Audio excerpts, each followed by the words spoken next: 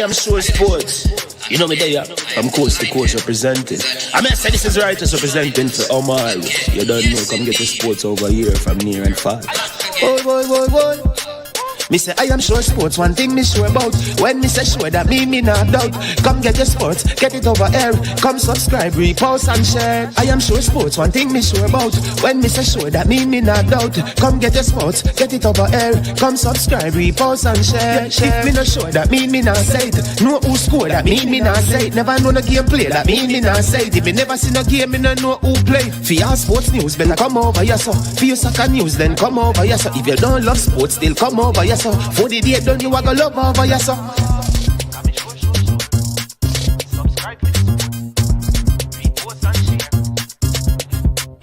So when it comes on to behavior concerning football, Jamaica is decent. I am sure that if we can get all of these things done, set in place by the end of April, it gives us enough time before the World Cup campaign. Not afraid of no Brazil, no Argentina with these crap of players. We are good enough.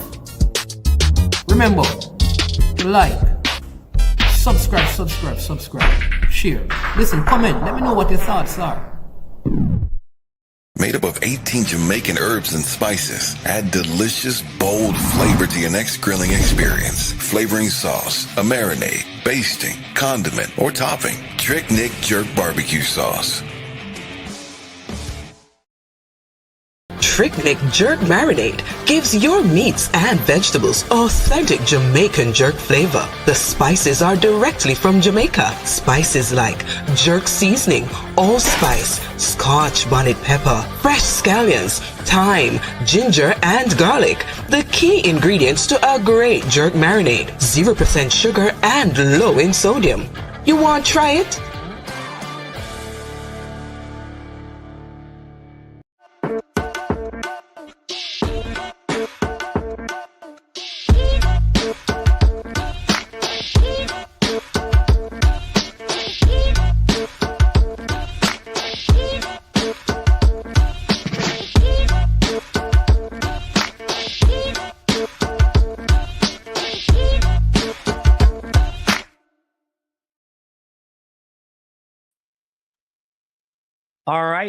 All right. Good morning and welcome to I Am Sure Sports. As usual, I am your host, Manningsman. Hope everybody doing well. Hope everybody is doing fine. As usual, you know, it is the day that the Lord has made and we will rejoice and be glad in it. We always want to start our program by giving thanks for the breath that is in our lungs. You know, we may not have all the things that we desire in this life, but we have life. And that is a great gift, and we celebrate it every day when we consider those who have passed away, sicknesses and accidents and just all different kinds of things. We stop and we say thanks to the Most High God for life. We look to the hills from whence cometh our help. Our help comes from the Lord, who has made the heavens and the earth. We want to encourage you as you listen today, 3 things. Wherever you go and information is being shared, because we are a sum total of all our choices and decisions. You are where you are. I am where I'm at because of our choices and decisions. And if we want to change the direction of our lives, we have to change the decisions that we make concerning our lives. And how we do that, decisions are made based on information. And if you're going in a direction that you don't like, you need to change the decisions that you're making, and you need additional information, sometimes different information, so you can make different decisions. So when you listen, always listen for things that you can apply, A, things you can change, C, and things you can teach, T. All right? Don't always listen. What can I apply to my life? What can I change in my life? And what can I teach someone else? All right?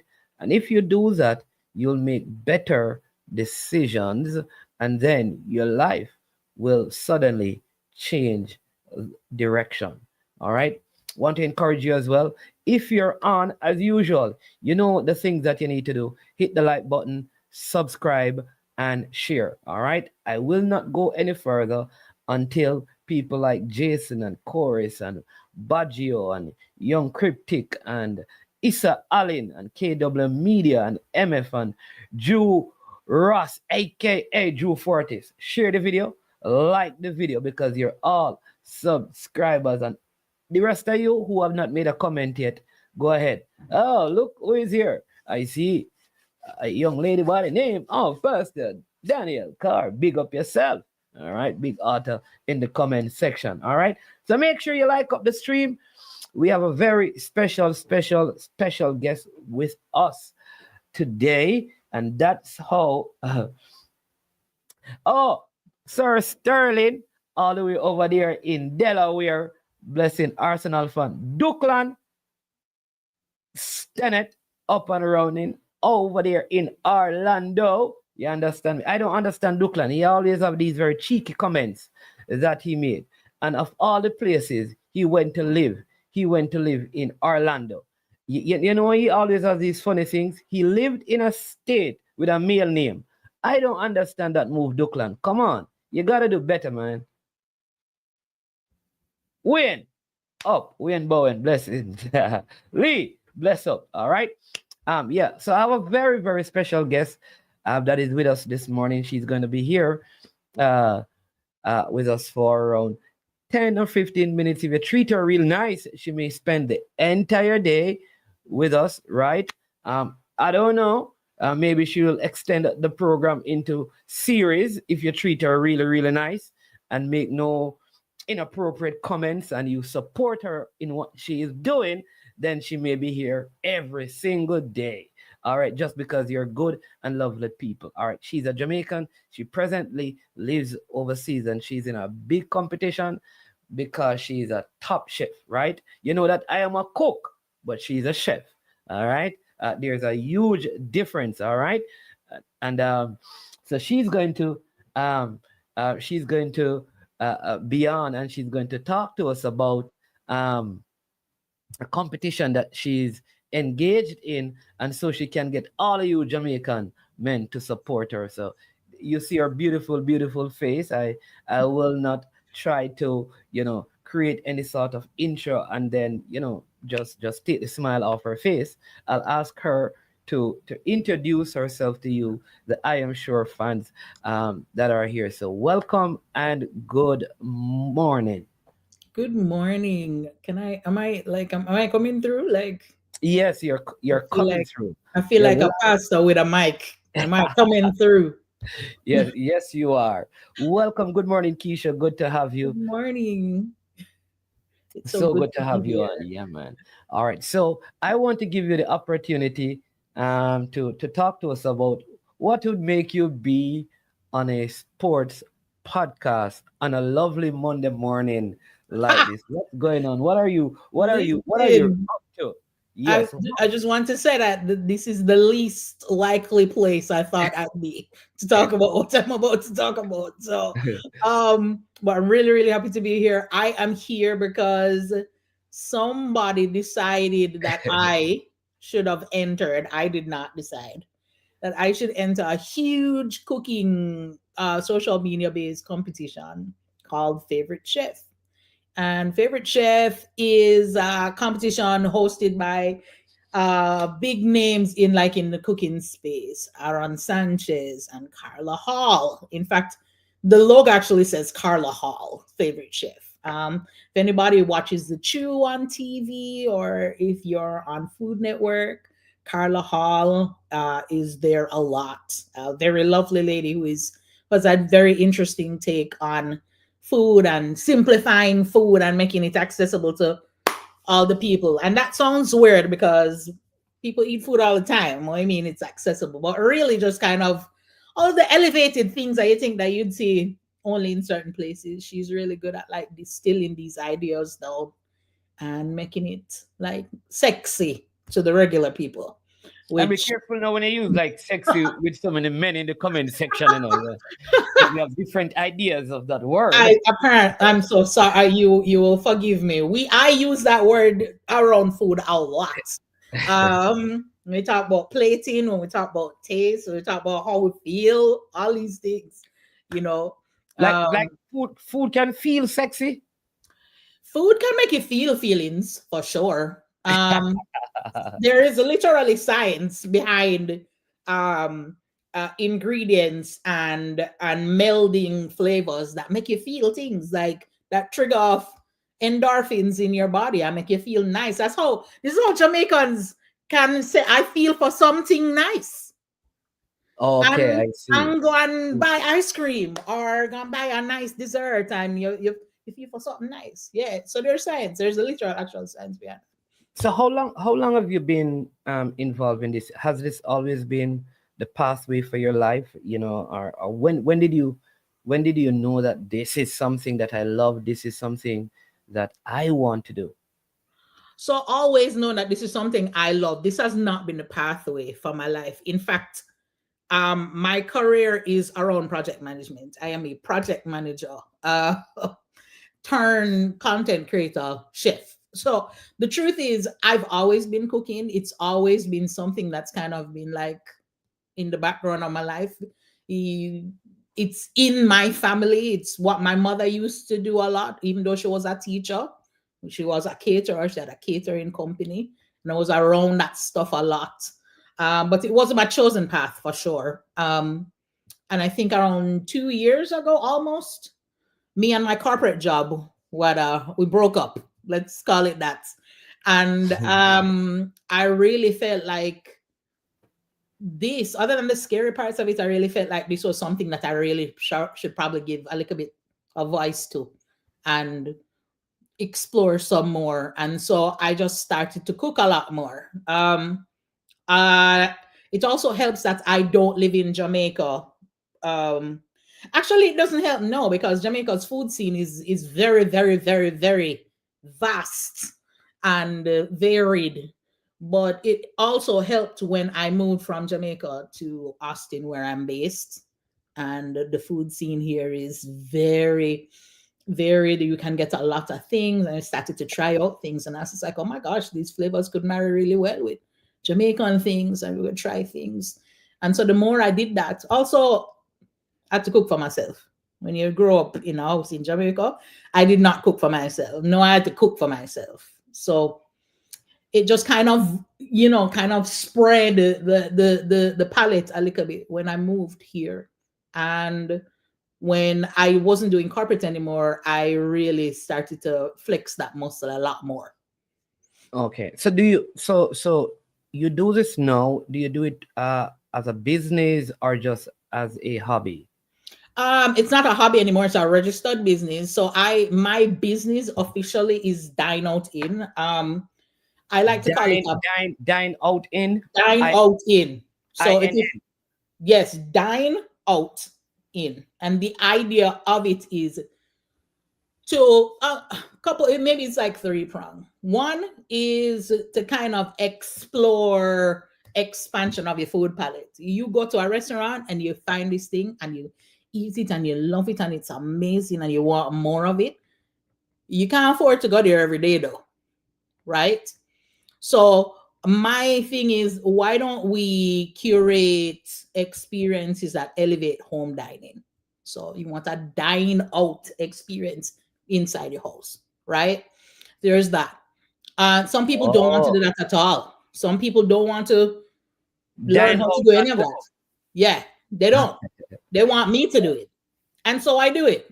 So the other part of it is catering and food service and right. I see. So your project management skills would come into this because it's like to offer someone a dine out service in their home. It's like it's taking on a project in terms of how you set up the house and all that.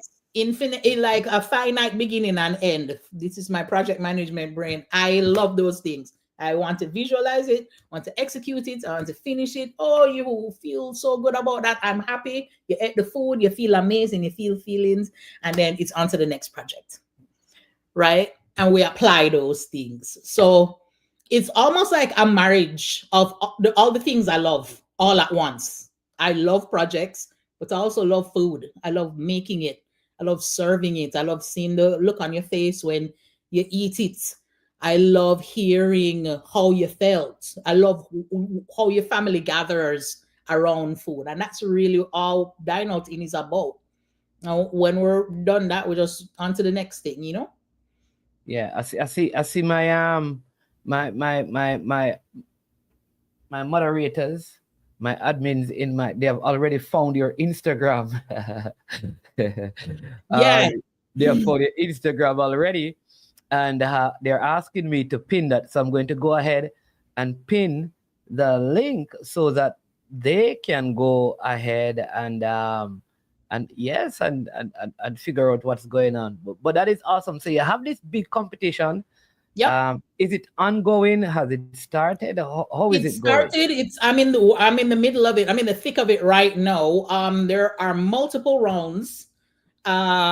People get to vote. So think The Voice, but for food.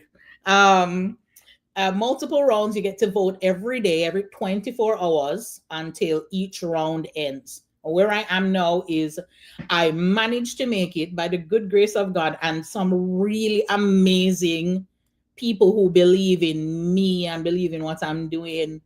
I'm in the quarterfinals, which is like Oh, huge to me, like huge. So the round we're in now is me trying to get to the semifinals. I am in fifth place trying to get to the semifinals. You don't get to the semifinals unless you're in first place, right? So I think after that it's two more rounds and they'll announce who the winner is. So I'm okay. in that competition. I got tricked into it. And, I was and not even going to enter it at all, but here we are, and this is how far we are. yeah, and it is a competition that part of the process is persons voting as well. It's not Yes, just the judges, or it is down. Is it down to the judges, or votes also help in this process of those who advance to the next no, stage? in large part, it's a voting process. So you get to in front of the judges by voting, right? Nobody's been asked to cook anything yet. I believe that's at the very, very end. So Um, you get to the quarterfinals without them knowing if you can cook. I would without like to them be in knowing who judge. can cook because the competition is around who is your favorite chef. So the public is saying to them, hey, look, we've had these people, we know what they can do, we love their personality, we've eaten their food, we've seen their presence online. Oh, We are voting for this person. We are saying this person our favorite chef, oh, right? that is why people are voting for Keisha Miles because they see you as their favorite chef, and so that has advanced you to this Correct. quarterfinal. Right. Okay. Correct. Okay. That is awesome. That is awesome. That is awesome. I see Dre Anywhere Sports over there in where are you again, Dre? West Palm Beach. Asking how do people vote for you?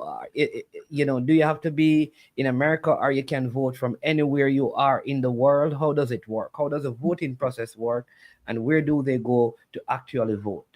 So there is a link. Everybody has their own page that carries you, that has your profile, and you vote there. So I'll drop a link in the chat, or I'll pass the link on to you. But you can vote from anywhere in the world, as long as It's on you your have Instagram because I just pinned your Instagram. They just found you. If your. you so let me just correct it. If you look on I am Burger Baby.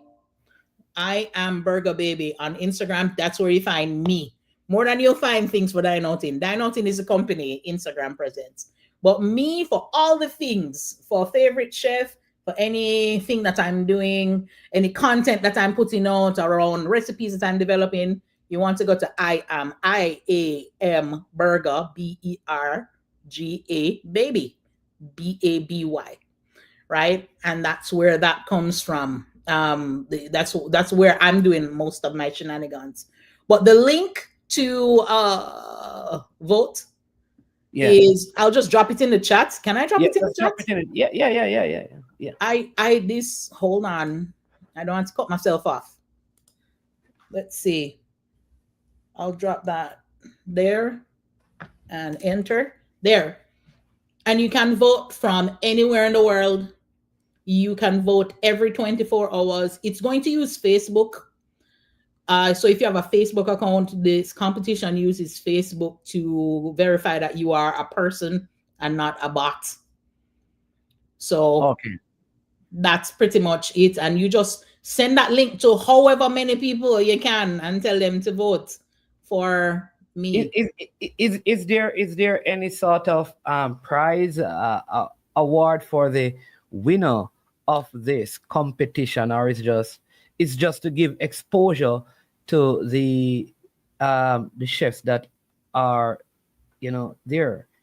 Yeah, Um, so there is a $25,000 cash prize.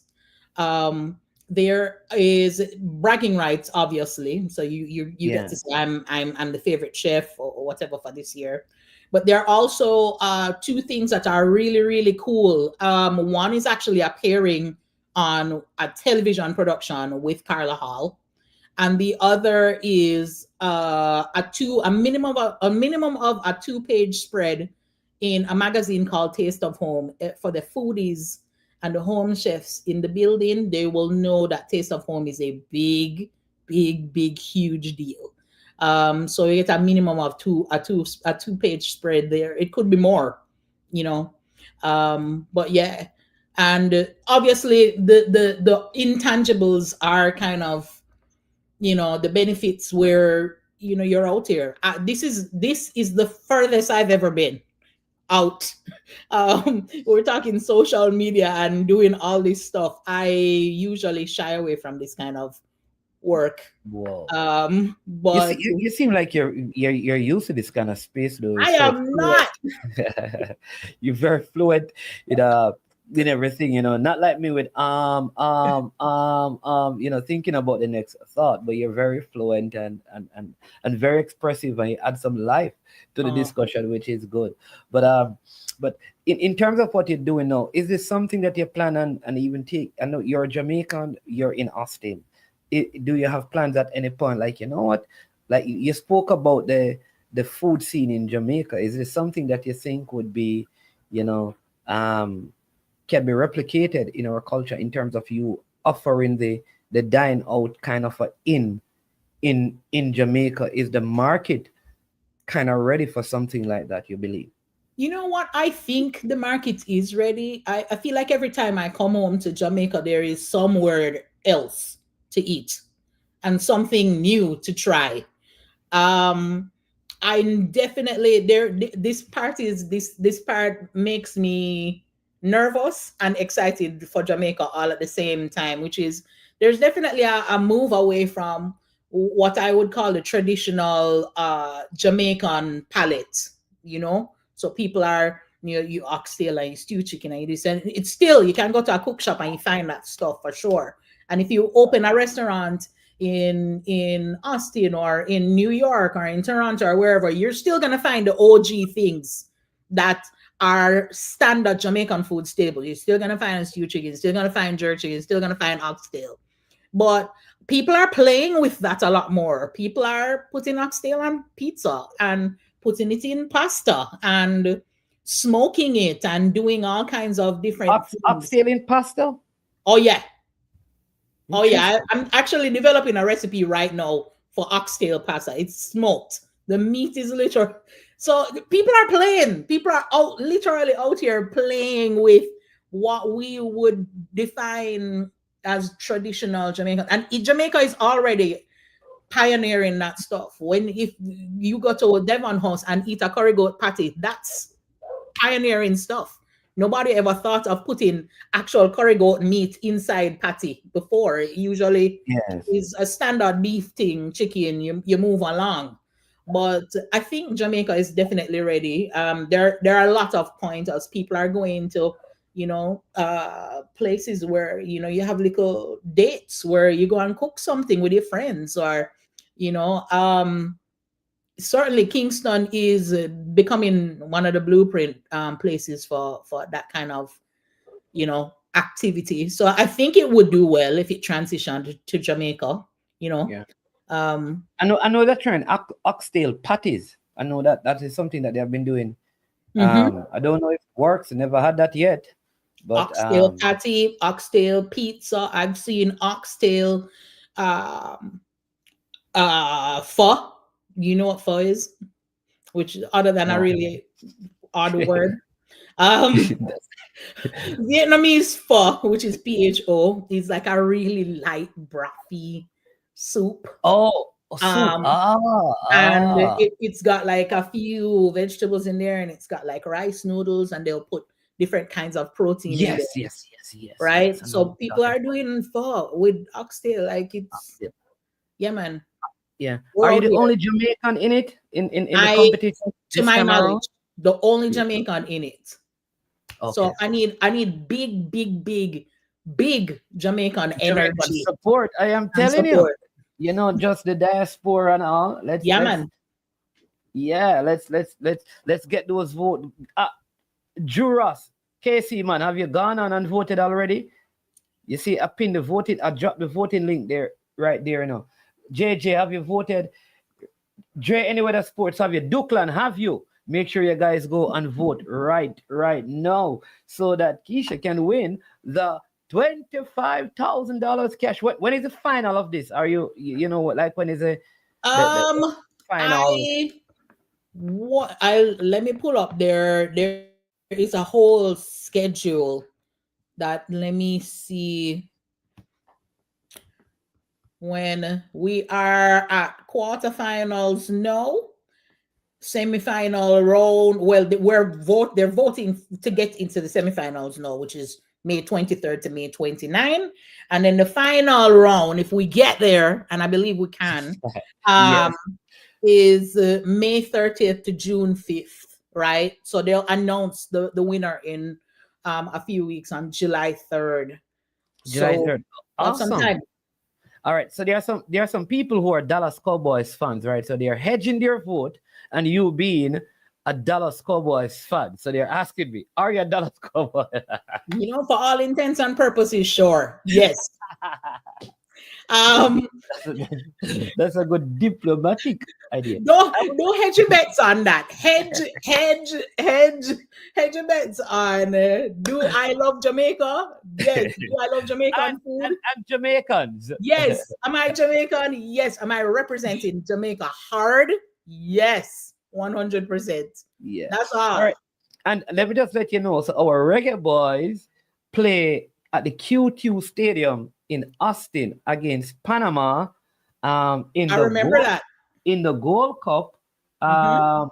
Let me give you the date on That was the last 20. year or earlier No, this year. no, this year we will be coming to in Austin on the 24th of June to play What? against Panama, right? So we probably will be somewhere like 10 to 15 minutes at a hotel, um, that is close enough to Yeah. the Q2 Stadium. Mhm. So I mean, you can never tell. Maybe you can after winning, you can come and you know, you know, prepare some oxtail pizza for the reggae boys. Listen, if you request it, it will come.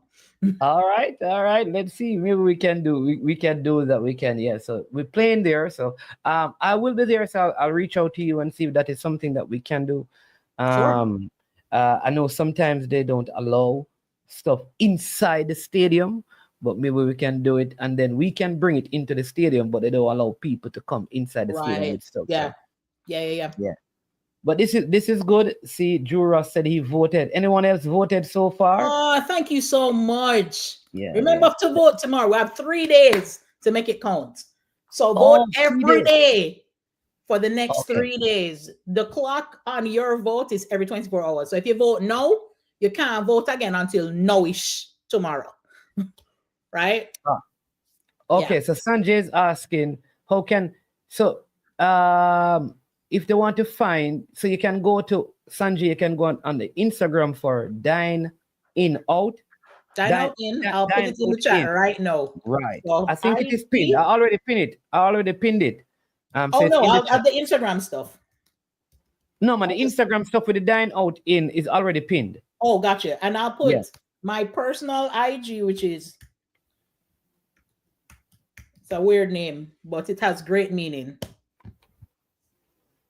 That's where you find everything. If you don't find it on Dine Out In, you're gonna find it there. Yeah. All right, Sanjay. So you can check out that. Oh, all right. So this is, let me just copy this right here and then put it in. I am Berg. Oh, you see, I thought it was the other burger. No, Berga is a person. That Oh, literally the patron saint of everything that I'm doing right now. Is a person. so okay. So Amber. It sound like it's Amber. Amber. No, I am Burger Baby.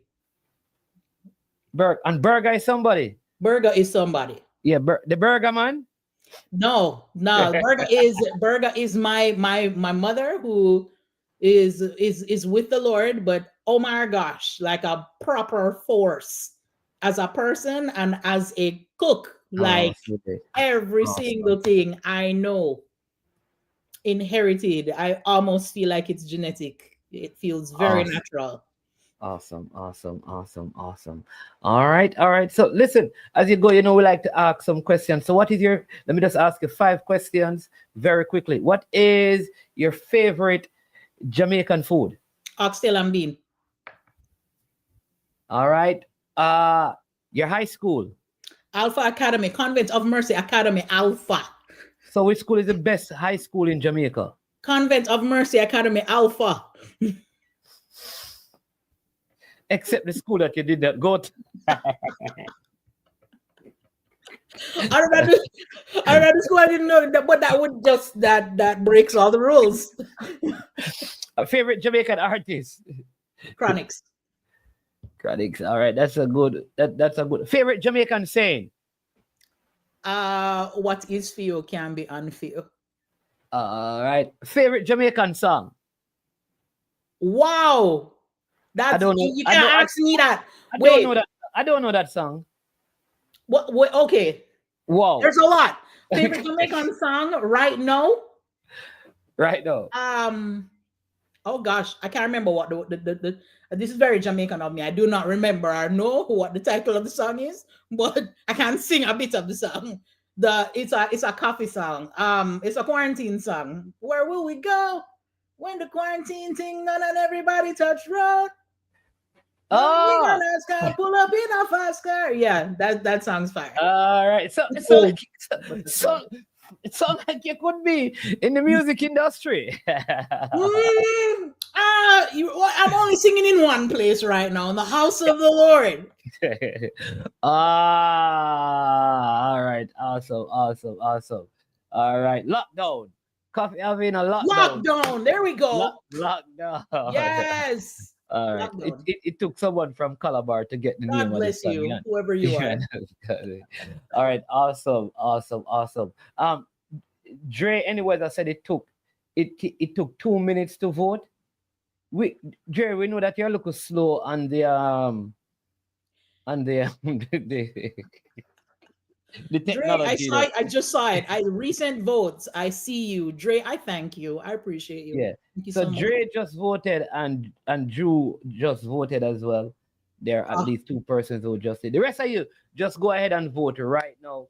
But listen, we have a minute to go, so you just okay. What he's saying, it is easy to vote because it didn't take a lot of time. Yeah. All right. So just go ahead and take a minute and just encourage them again to vote and just tell them where to find the place that they can vote and support you in this competition again, Keisha. Yeah, man. So for voting, we're talking favoritechef.com. It's long, so favoritechef.com/2025. You look for Keisha Miles, you will find me. If you look in my Linktree link on I Am Burger Baby on Instagram, it has a link there as well. You can also find me at Dine Out In. I have links there.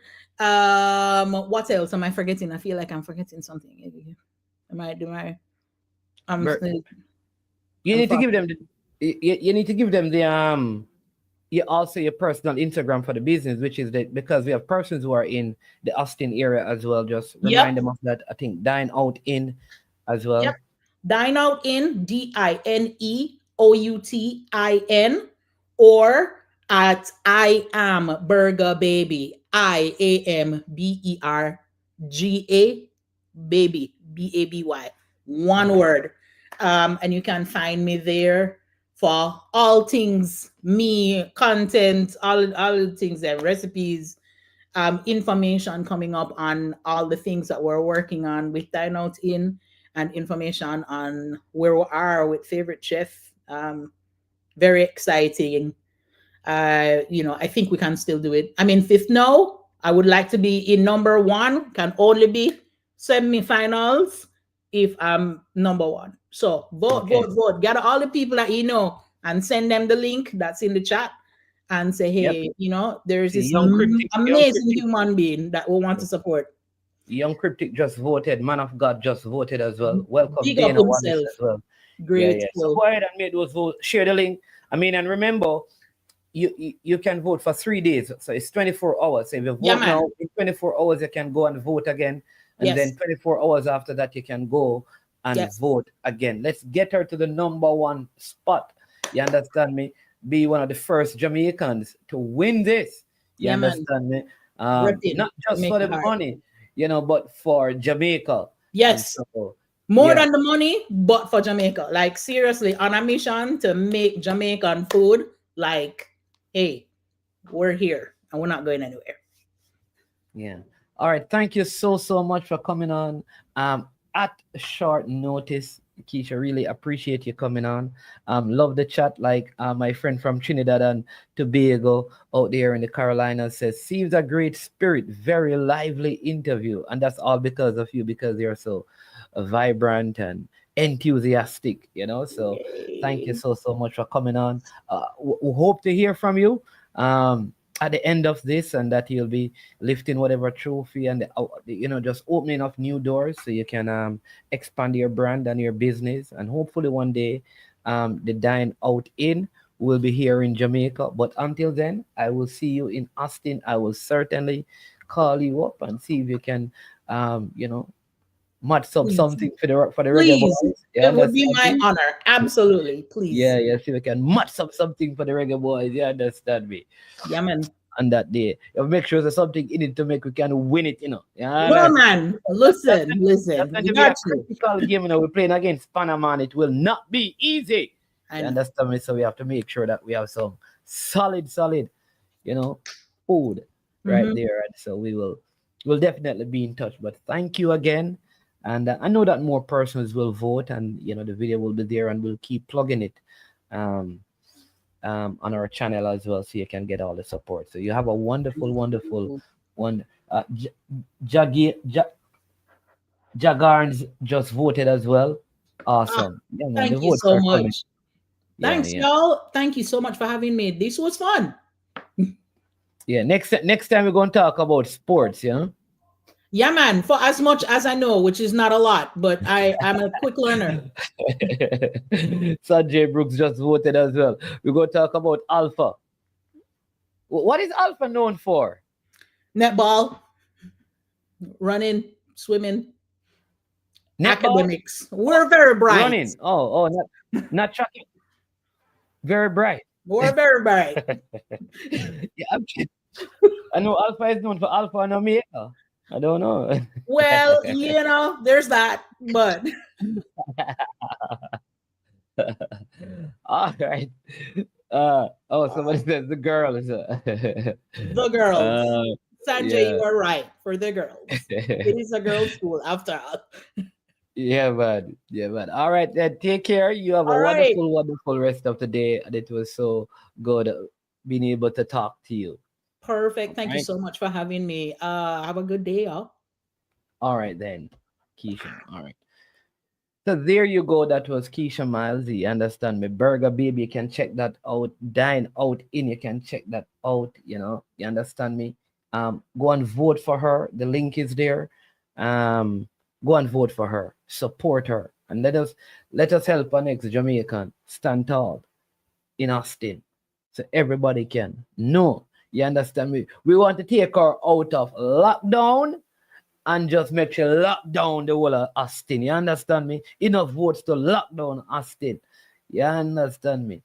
Yes, so make sure you all vote. All right? Featured in Girls Trunks. All right, Sir Win. Sir Win, you know, I call the actual president, but he big up big up the celebrity them in the place, you know. Alicia, big up yourself, you know. Serwin, I called the president, but he was not sure who I was.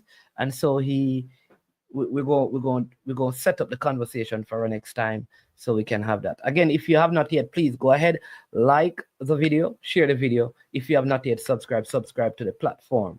All right. We are going to segue into some of our footballing discussions. Because some important things are happening where the football is concerned. We just saw a tremendous showing out by Sabina Park for the semifinals of the Jamaica Premier League last night, where again we'll see a next rematch, finals rematch between Cavaliers and Mount Pleasant of St. Anne. That means there will be the trilogy, they call it, between Coach Theodore Whitmore and Coach Rudolph Speid. All right, we're going to discuss that. We're going to talk about the semifinals and to get your opinion as to what went wrong for Arnett Gardens, who many believe at the beginning of that game they could have won, but never took their chances. Was it coaching blunders, or it is just that the players didn't do justice given the instructions that they were given? All right. Mobile United, did they deserve to win? I mean, Mount Pleasant, I believe, missed like several easy opportunities. Did the coaching change affect Mobile? Then we're going to talk about the problem of documentation. The problem of documentation, because one of the things that has become a common theme in the social media space is players from the diaspora and the time it takes to get documentation. I have my theory, right? And let me just say this, and I've said this on multiple occasions, and you can take it as it is. You can read in between the lines. You can process the information and understand the complexity of many of these cases. It serves also, I believe, as sort of a warning and advice to our young men. What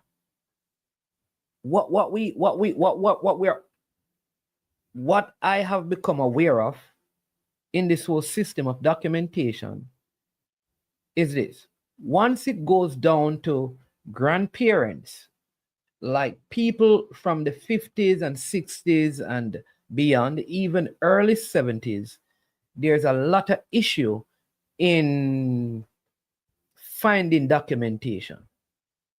And that is because many of these kids are the grandparents or the parents of some of these players who want to represent the country. How they ended up in foreign lands sometimes is an issue. And the documentations oftentimes in Jamaica and the documentation in their new country of residence is not matching up. Sometimes that is because of misspellings. We have this culture, like you can be calling a person Peter, you call them at school Peter, and on their official birth certificate, Peter is nowhere in their name. So they will go places and people write down their name as Peter Johnson, and their original name is really Antoine Johnson, but they call it their pet name.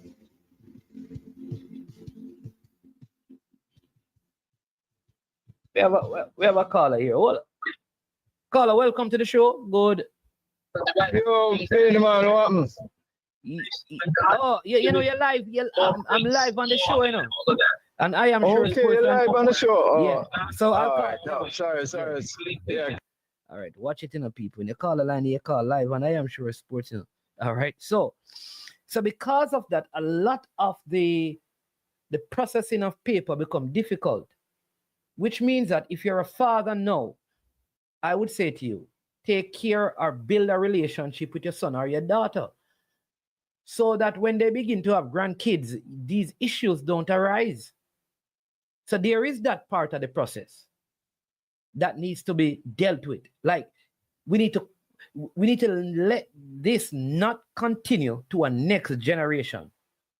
There is also something that is popping up, that the further back people go in their family tree, further back, when you begin to go to great, you realize that when you begin to trace back a lot of same names, which means that there's a lot of family things that were happening, cousin and cousin boiling good soup. Cousin and cousin were boiling good soup. You know what I mean? The whole fat and fall for mongoose thing in a lot of the family trees.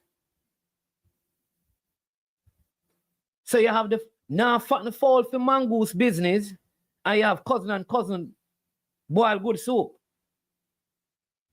A lot of those things, the further back many people trace their family trees and their ancestors, they're finding a lot of those things. And that is why some of that information is very difficult to process. Must be bear in mind. Then you have players who, like I have said, they have a right to wait on what they believe is their best option. If a player believe, well, Chorus, I'm just giving you the same, boss. I don't know if the soup good or if the soup bad. I've never had it. I just know people who say cousin and cousin boil good soup, right? You understand we're using, because we have kids who listen, so we have to be careful. You understand me, boss?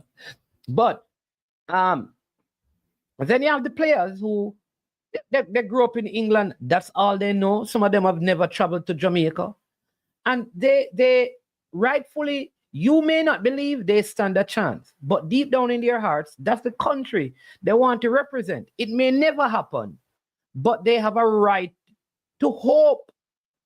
And we decide that we're going to wait on them or we are going to go past them. But many of the players, they want to wait on the country of their birth, not necessarily the country of their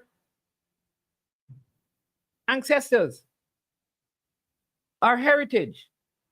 And that is reasonable. Their handlers, including their agents and parents, also have a right when they are younger to determine if representing Jamaica provides them with the best means to fulfilling the purpose and vision on their lives. Because remember, if and when they make a choice to represent Jamaica, it may not be financially viable for them. And then they have their families to take care of 20 years down the road. The football oftentimes don't give you back anything when you're done. Not just in Jamaica, but just all across the world. So every single player has a right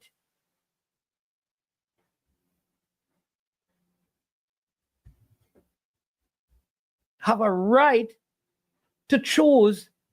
Every man have a right to decide his own destiny. So if I don't have a problem with a player who decides I am not ready to represent Jamaica, I'm waiting on England, I'm waiting on the USA, I'm waiting on Holland, I'm waiting. I don't have a problem with that. We must make a decision if we are willing to wait on that player or we are going to move away from that player because we want what we call quote unquote immediate commitment. We have to make that choice. The third thing is the system itself. The system that is in place must be, which is what I think Coach you Busby speak to today, that while there are many people who are awaiting citizenship to Jamaica, not just sports people, business people, right? People in the medical field, because we believe that the only people who are trying to get citizenship in Jamaica are sporting people. It is not true. There are people who are Indians and of Indian descent and Chinese descent and Caucasian descent that want to be Jamaican citizen, and they have to go through a process, right? Many people. There are many people who have been in Jamaica for many years and married, and they are still on work permit. They have not gotten any Jamaican citizenship, though they are married to Jamaican. So there is a process that must be followed. I think, though, that in the national interest, we must have a priority passage. What I mean by that, a pathway where we can have a specific department under PICA that deals with priority, right? And let it be then, like we say, because it cannot, everyone will not be a priority.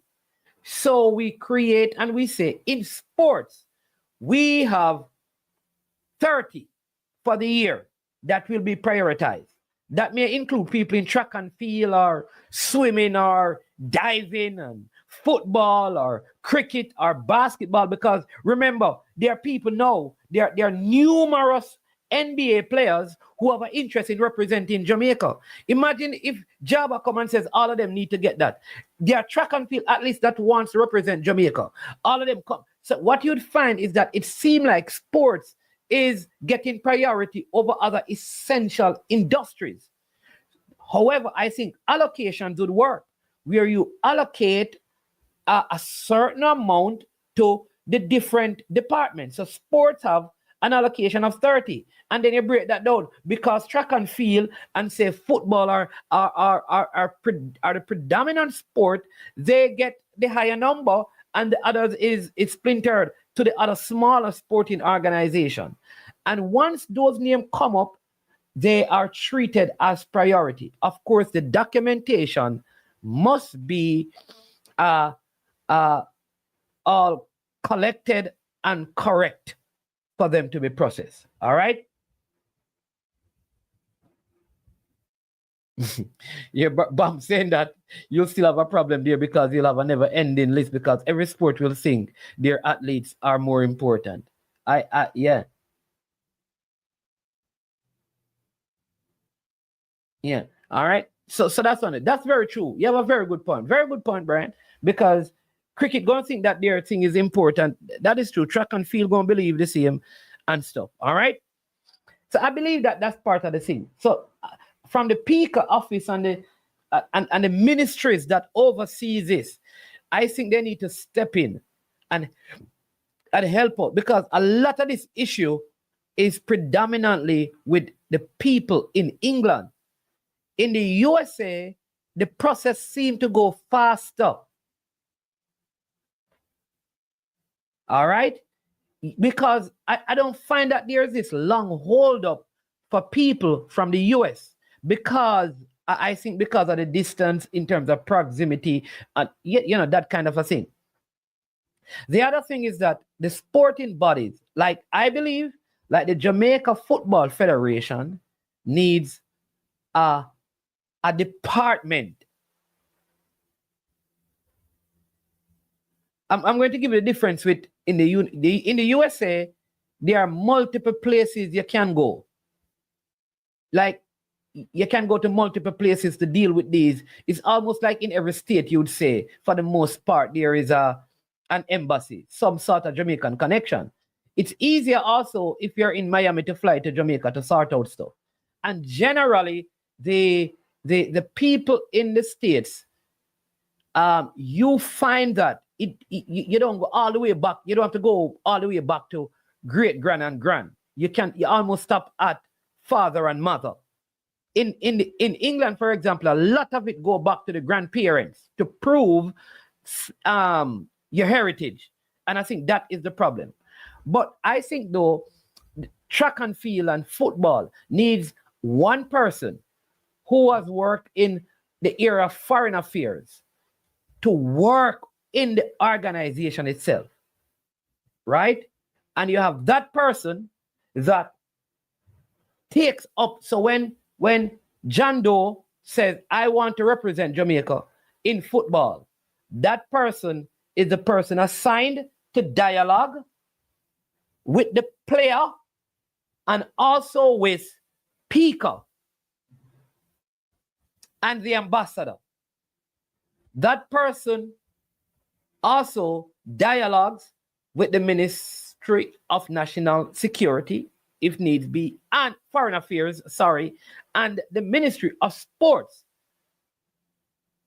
That person has their own desk, and that is their sole responsibility to deal with heritage player processing. HPP. That's their job with the Jamaica Football Federation.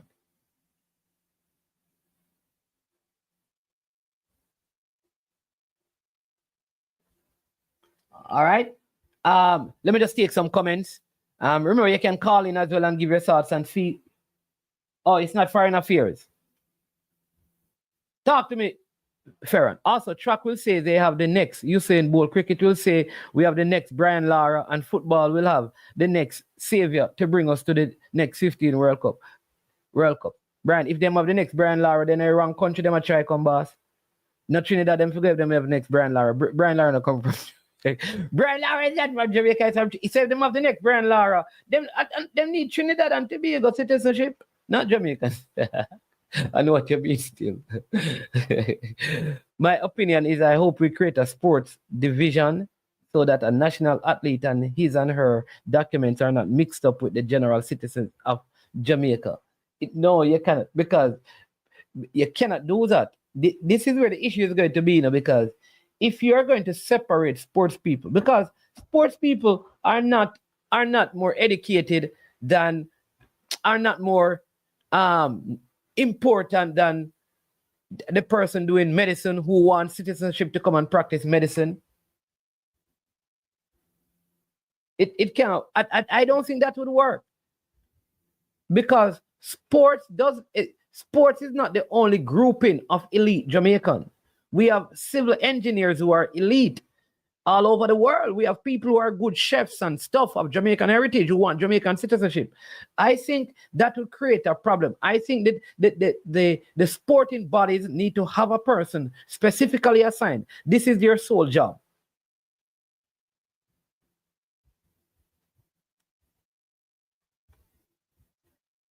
Let's see if I can take some more. Big up Simon Preston.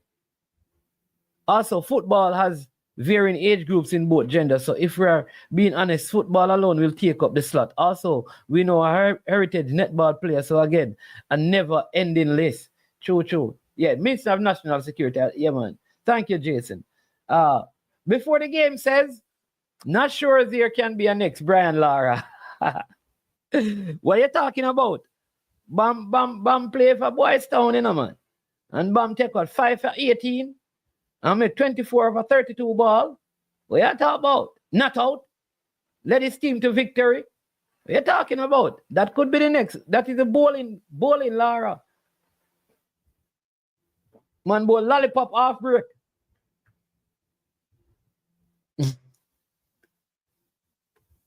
They said the government looking to cut costs.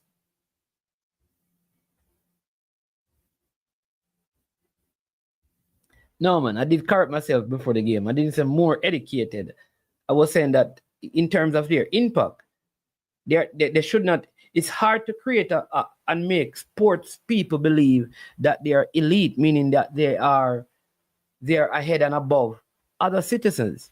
that can't be. I don't think that can be the way, because there are other areas of growth and development, educators who want to be a part of the Jamaican community, people in medicine who want to be a part of the Jamaican community, people who are good businessmen and women who wants to come and reinvest in Jamaica as citizens, and they are struggling also to get citizenship.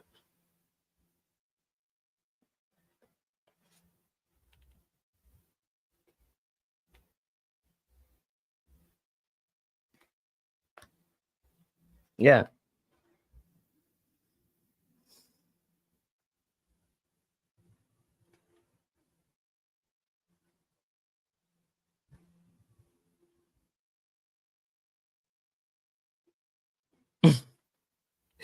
Hey, people have to read. This.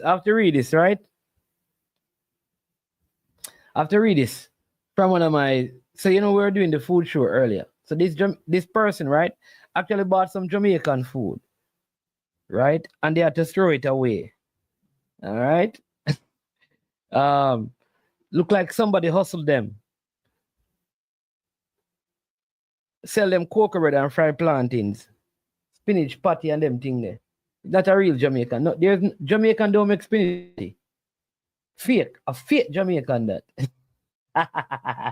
Spinach patty? Nah, man, a beef patty, chicken patty, 2 patty alone, 3 patties. Let me tell you again. Beef patty, chicken patty, cheese patty. Any other patty is not a Jamaican patty. Get that. Trick. You get tricked. Spinach patty after Popeye and Olive and Bruno now come from Jamaica. Trick. You get tricked.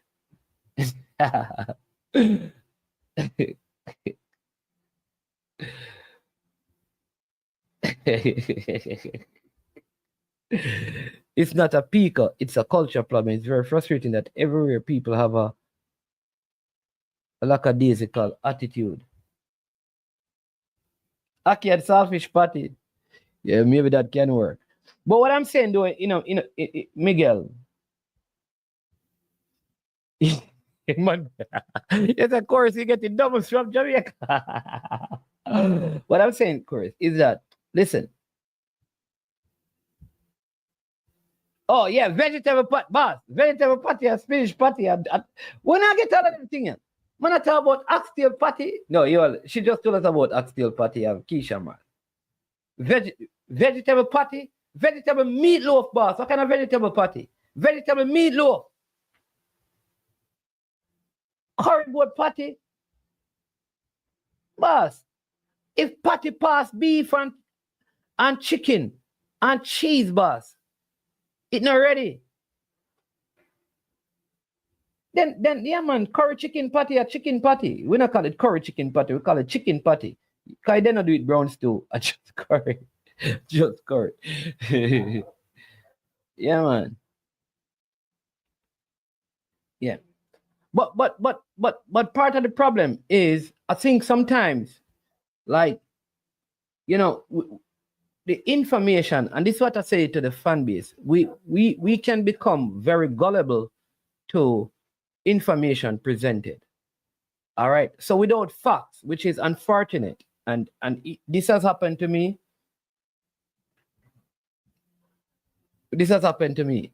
You get information, you hear information on these platforms, and you just take it as true. But there's no proof that information is true, You just trust the credibility of the person presenting the information. So when you think about even players, you'd have heard many players that they were right here, they were going to play, and it don't happen. And that is because a lot of times the persons who present the information really and truly don't have all, they have information, but they don't have all the information. And so they provide in their best effort a part of the information. And then that becomes the problem, because you make judgments based on half of the information, and while it is changing and pending, you don't know.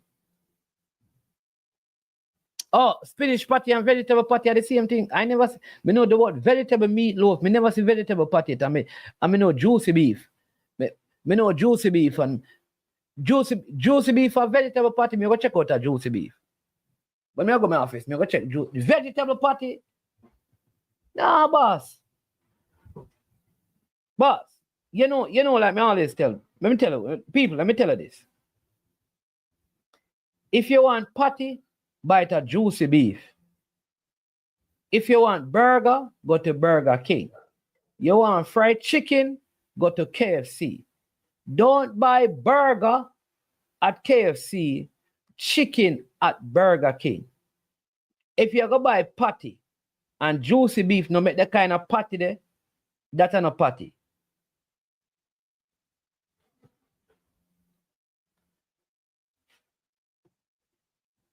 That is how I see it. You can't buy Red Stripe beer made in Mexico.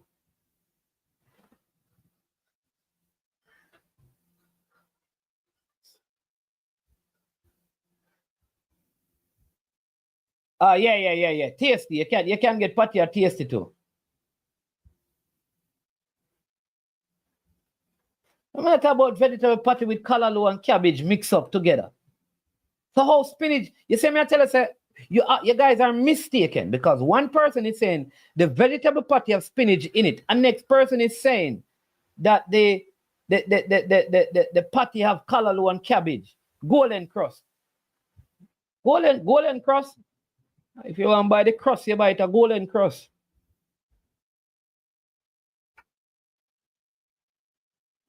Golden crust probably have good crust, but the inside, like if you want doubles, you have to buy it at Trinidad.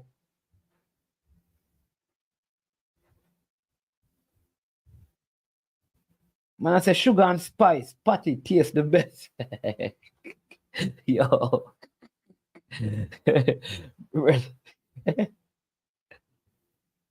Who? What pay me, Paul Edwards? Nobody that pay me. All right, let's come up for this patty business, you know. Because I true, you know, them now pay me, you know.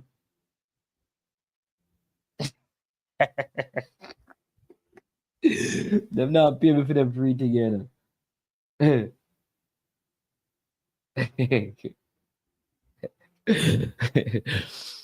don't pay me. All right, so let's talk about the games last night. I mean, quite frankly, not the Congo says in Golden Cross I trust. Golden Cross still a go on, man. Them still a go on. Yeah, man, juicy. Yeah, listen, Pizza Hut sell pizza, right? Burger King sell burger. Kentucky Fried Chicken sell chicken. Juicy Patty sell patties. Boss, Golden Cross sell cross. A side go. Simple. It's all in. Me know Golden Cross, boss. You want to tell me say Golden Cross. You want to talk like me to do a Golden Cross or franchise. Me know Golden Cross sell cross, boss.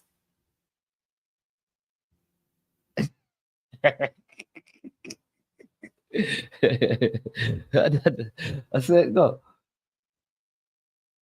Man, when I talk about mothers, man, I want to them man. Man, I don't understand the thing, boss.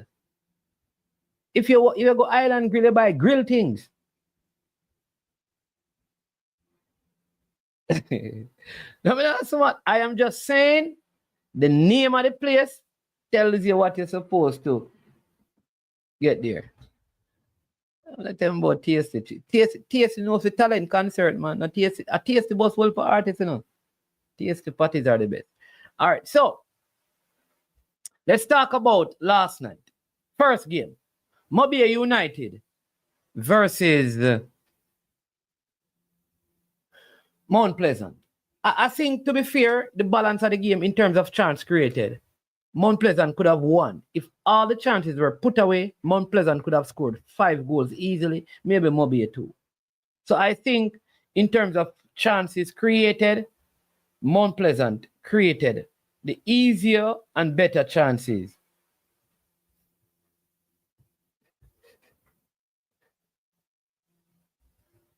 Yeah. All right. So all Pest are supposed to vex because in serious and Mount Pleasant they're gonna lose. The 2 teams that he picked for the finals are out. Pest, even if you call in and apologize to Mount Pleasant.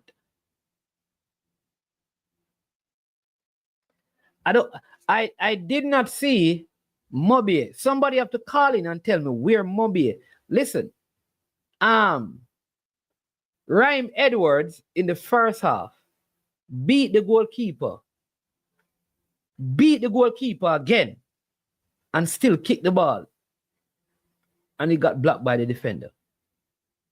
Open goal. If you go back to the first game, Gadiel Irwin get an empty goal. The second half, Rhyme Edwards, a ball come across. He was unlike the goal line. I don't know how he missed that.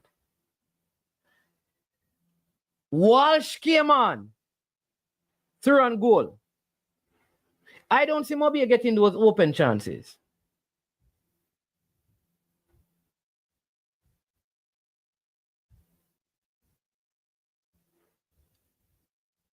So I think, on the balance of play, Mount Pleasant were the better team.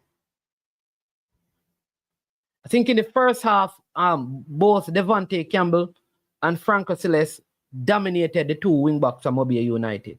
And I think after that, the game was basically done for them. They knew that Mobile could not score 2 on them, so they kind of dropped deeper. Good game. Kudos to Mobile because I think this is the first time they're taking any point. No, the second time from Mount Pleasant. And stuff. Thought it was a lucky goal.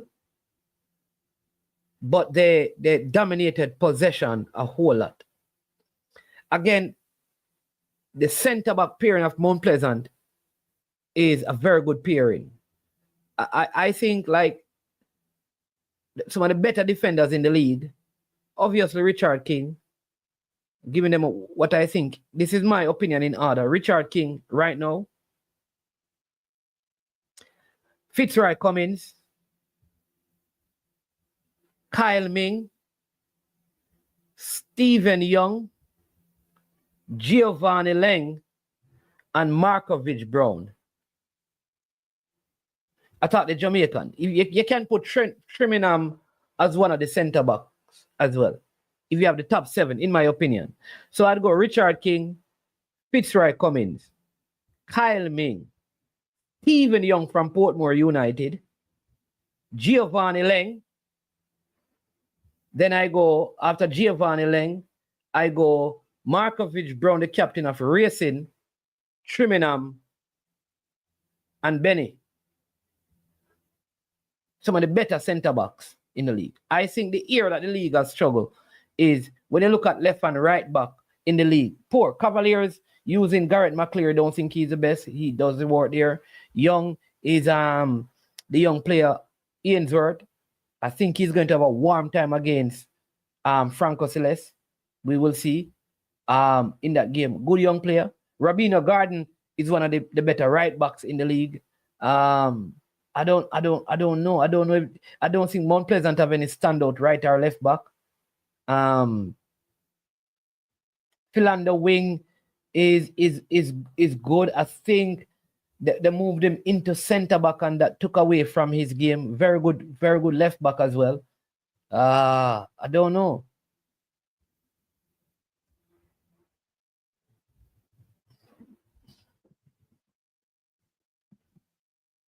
Yeah. But one thing I'll say is that this player, Clifford Thomas, is showing Jamaica in the league what Jamaica is missing. This man come and has not played 20 games, and everybody says that he is the best CDM in the entire league. Man is a standout. He doesn't lose the ball. He doesn't lose challenges. He's not all over the place. He sits in that middle. You see how he make players like Josh and Anglin look good. That's what we are missing in terms of Jamaican player. You find me an Exedium in the league. Come on, somebody tell me. Clifford Thomas. Find me an Exedium in the league that looks as good as Clifford Thomas. Find me the closest one to him.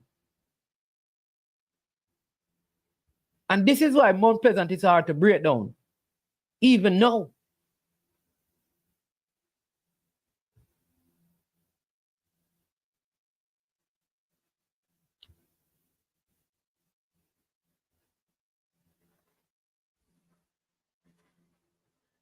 Yeah, I think if I blame Xavier Gilbert, I think Shea Smith and Kimani Arbor should have come off the field early. I'm surprised that I didn't see. Is Kelson okay? That former Cavaliers player. Yeah, you know that I think Marlon Martin sits in the position, but I think he struggled with his pace. Marlon Martin struggled with pace. One, and I don't think he's good with the ball.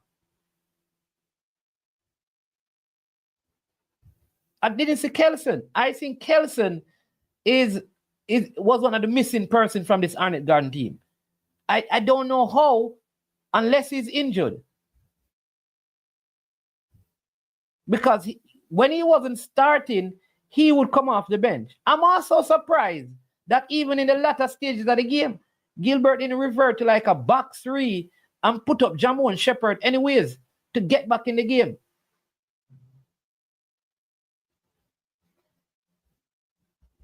You know, Clifford Thomas is Haitian, but I notice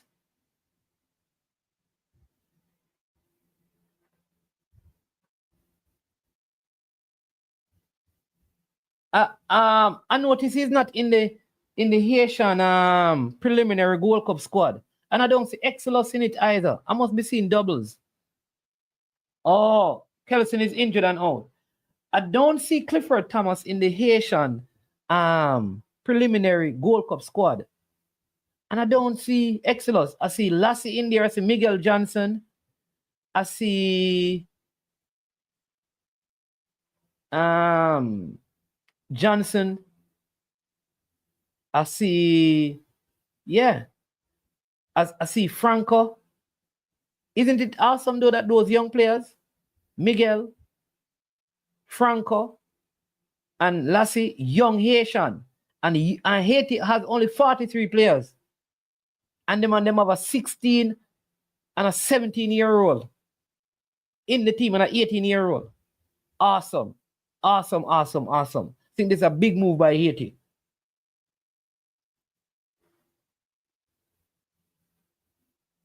But Romain Blake not playing in Jamaica IT push. What are you talking about? Where Romain Blake? Romain Blake not playing.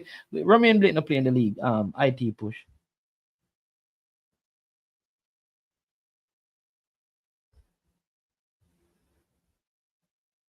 Right.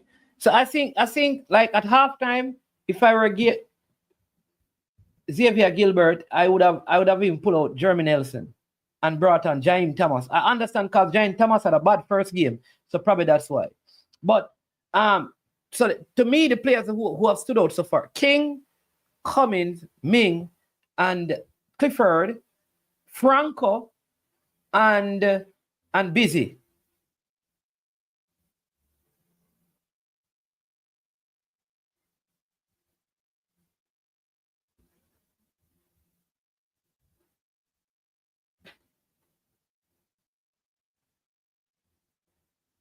Yeah, Busy has really looked well.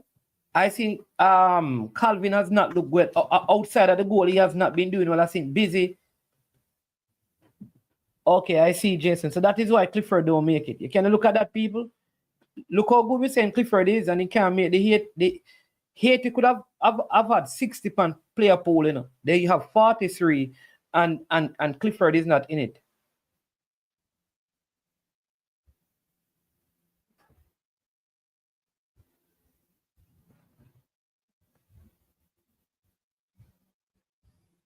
Yeah. Very strange. But Busy has looked good.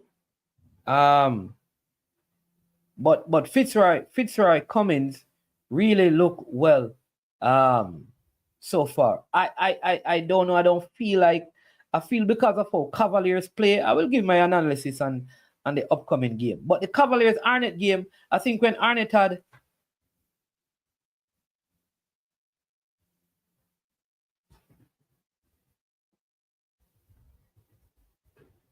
when Arnett had that good spell in the first half, they should have scored.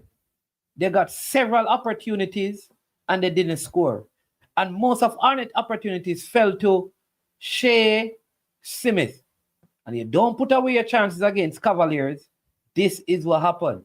You have to, in other words, you have to have Cavaliers 2 or 3 down and get them out of them game.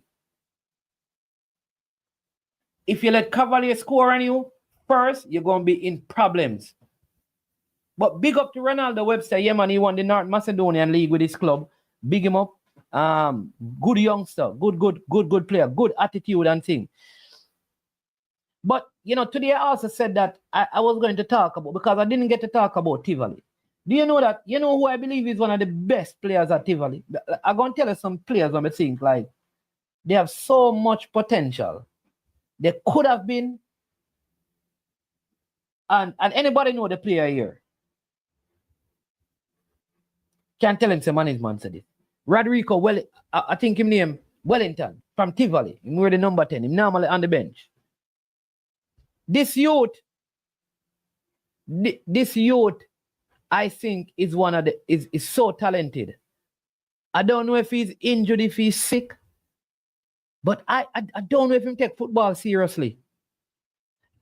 He's one of the players that I think, Rodrigo Wellington, lots of potential. He remind me of the youth named Visional Harris. They have so much potential, but they never seem to come to the place where we get to see them. But I always wonder, it's like, I don't know if it is attitude, I don't know. And I think he's past the place where you're going to see some of these things. I am telling you. But I think he would have always been that key player for Tivoli, but he has never gotten to that place. An next player like that is that, I think in terms of centre backs in Jamaica, you know, is Jamai Topi, you know, at his best and physically fit, you know. But I don't know that we have never yet seen Jamai Topi. I don't know. Somebody need to sit down and talk to him, find out what is happening and stuff. But I think with the potential that he has, he's not lived up to the expectations. I can go through the league and name some more of them. Players who had the potential, but for whatever reason, never lived up to the billing.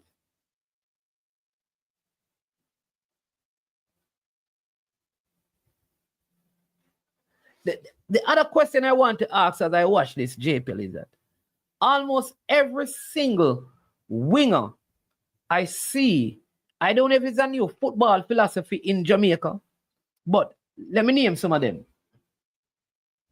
Let me start with Mount Pleasant.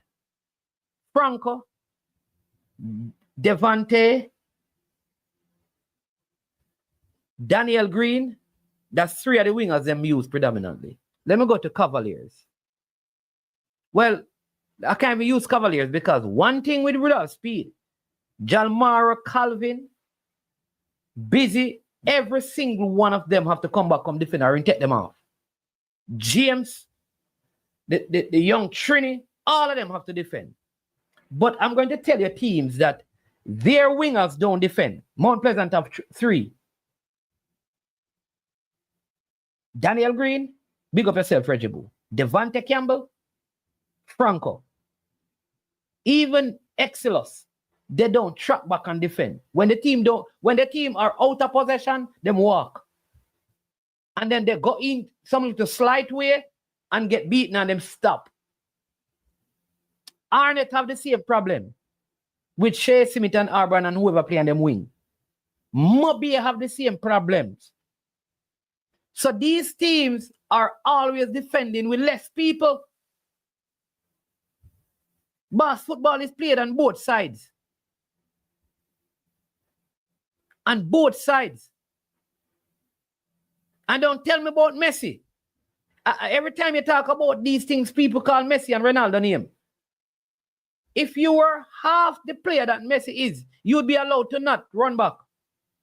Don't tell me about Yamal, don't track back. If you're half the player that Yamal is, then it will be okay. You don't reach there yet. Until you reach there, you have to tackle and fight for the ball. Imagine a scout up there and look at you and all of the pictures that them show you walk up and down on the field when you don't have the ball. Reactive. Watch yourself. Here's what you do. Go back to the game and look, not when you have the ball, because all of these players, they are very good with the ball. Just watch yourself when you don't have the ball.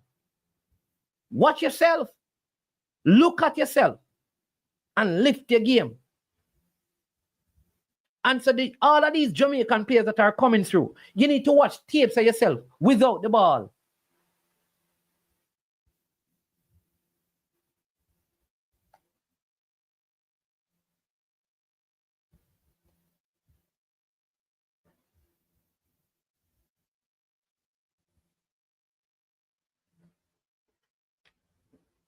Learn to defend.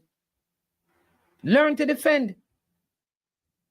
You can be in semi-final walking in the first half, the first 10 minutes of the game. What kind of thing is that? And you want to go overseas? And I can go on and list them right throughout the league. And that is why when many of them go overseas, they come back. Because in regular season, you can get away with that. When it gets to the high intensity game, good coaches will know that you're at least 3 players less defensively. You watch yesterday how Davian Ferguson and Coach Whitmore had to be telling the wingers, come back, drop back, do that. Now, here's the thing. Ryan Edwards missed a lot of chances, But Ryan Edwards is pivotal to a Mount Pleasant play because impress. He works very hard. I will tell you this. Coaches would rather buy players who work hard and fix your technical skills than get lazy players with good technical skills. You have to learn to trap back and tackle. Not just run like Alexis Sanchez. Remember, Wenger said that a lot of people think like Alexis Sanchez was a hard worker. No. They said that what Alexis Sanchez used to do is when he loses the ball, he sprints off very fast. And as soon as the ball moves, him stop. And from there, he starts to walk and get active again when the team has the ball. So some of them run fast. Just to prove that they are running. Let me give you a next player again. And if you don't know them players, I tell them, say, I'm man's man at all. Because a player. You see, Nicholas Nelson, I believe, right now in Jamaica, one of the better finishers in the JPL and who can create assists and link up players is Nicholas Nelson. They are Mount Pleasant. You to play youth football for Jamaica. I believe he's one of a top talent. But somebody need to get in him head. I just think like he's not maximum. He's not maximum. The man of the height. He has the build. He has he's fast. He's skillful. He's good technically. He kick with right. He kick with left. He can head the ball. I cannot understand for the life of me why I'm not maximizing potential. Maybe maybe somebody can call and tell me. But I think the money are waste them talent.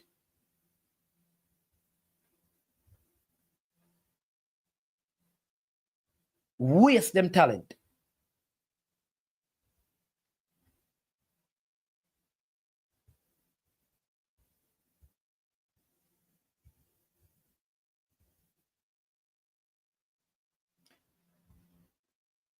Just like I was talking to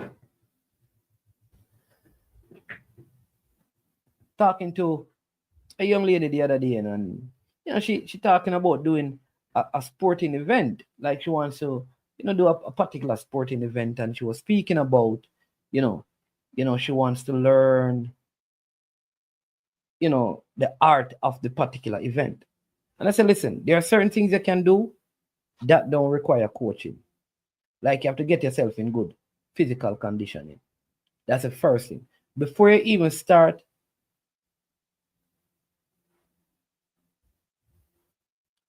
even focus on developing the technical ability, here's what I want you to do. Start getting good physical condition.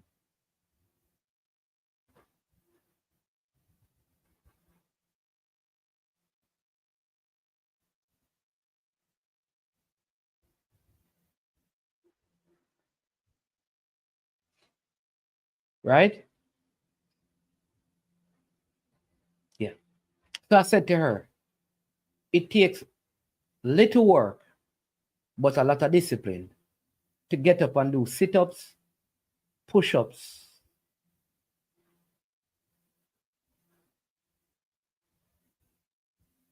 jogging, and those things.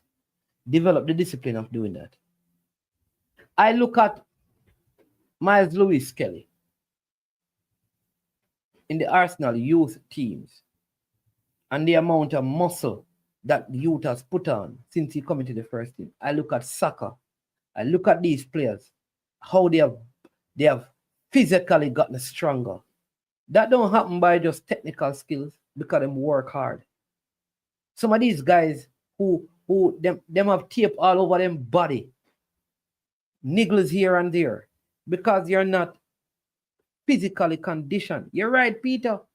Some of the players are lazy, and many of the coaches facilitate it. Let me tell Jamaica this. Any day, Devante Campbell develop the habits of defending. My 21 now, so people are talking about him young, This youth have loads of talent going forward. Even if you want to say him don't have any end product, I don't believe so. I think he has it. He needs to be better in his decision making. But let me tell you this. The problem with his game is not what he does going forward. It's what he does defensively and off the ball. Any day. Because he don't have a long window left, If by the end of next season, him not trap back and win some tackles and plug spaces and gaps, it's going to be difficult for him to progress in his career. It's the same thing with Peter Lee versus them man and tackle. They don't tackle. Maggie, they don't tackle. Them don't work hard enough defensively. So while we can say, yes, all of them deserve to play for Jamaican thing, fine. But at the international level, boss, you have to work on both sides. You have to be a Messi or a Ronaldo or one of them big-time players there. If you have the excuse of not tackling and working hard and tracking back with purpose.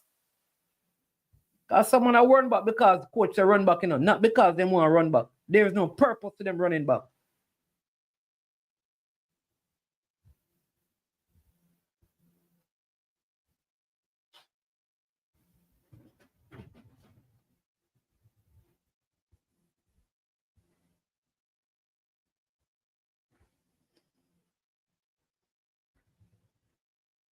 The thing with Busy is that Busy track back. I think Busy need to go at gym. Somebody have to tell me, like, let me ask you this. Anybody believe like how Busy is right now he could play in the EPL or even the championship?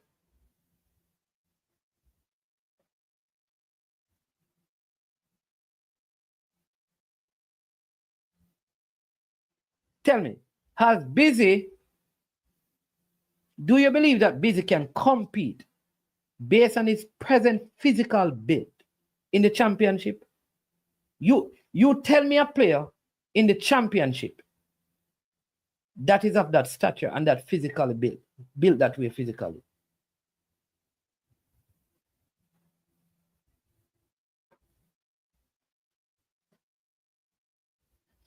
Rob Simmons, call in, man. Call in and make a case of Junior Fleming.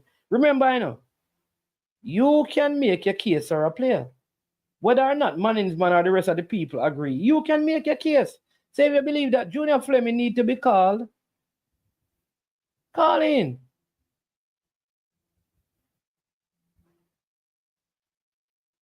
Call in and make the case. Come on. Why I said you can ignore it? Call in and make your case, or you make your case. Why if I don't respond, you think, or if I don't bring up the comment, you think I'm ignoring it? In Robert or in Rob Smith, call in. If you believe he's supposed to be there, that's what people do. This is the thing, when people want Maggie at the team, then call in and talk. You believe he's supposed to be there, call in and talk.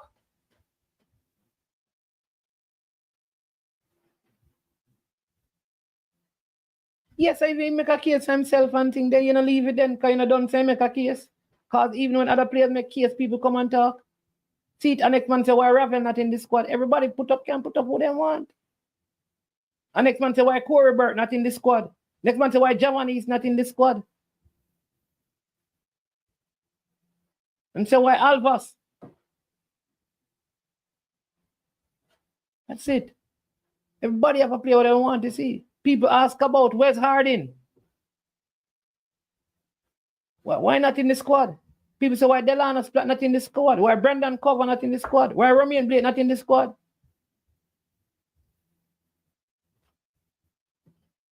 Romain Blake.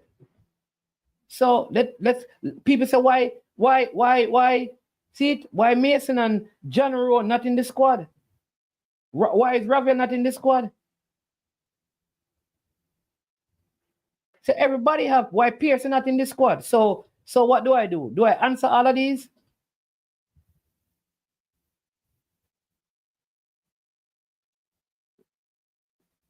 Jordan Cousins not there either. Kanaya Boyce Clark not there. People ask about these people. Tyler Roberts not there. People ask about them.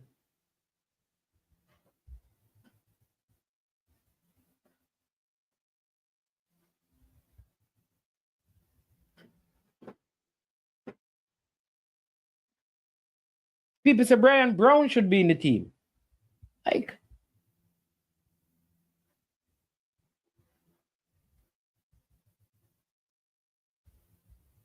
it's just sometimes an opinion. So you believe that the player should be there. That's fine. But you don't have to respond to it, man. An next person don't believe, so then believe an next player, so then put up that. That's it.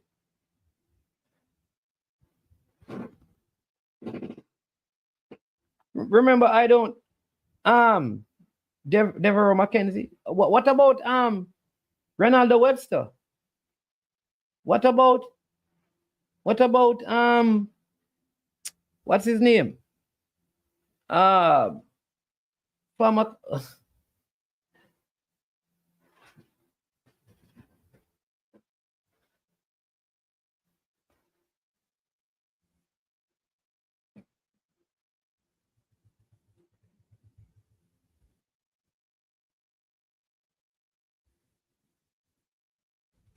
Yeah, you cannot have more than 60. You can have less, but you can't have more than 60. Yeah. A.M. Henry, blessing. The question is, will we be seeing quality players here for the World Cup qualifiers and not a team packed with JPL players? Whoa.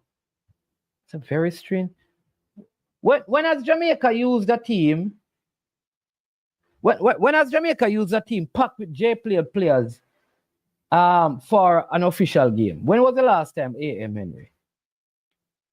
When somebody tell me, when was the last time Jamaica has picked a JPL packed team for a World Cup, for an official game?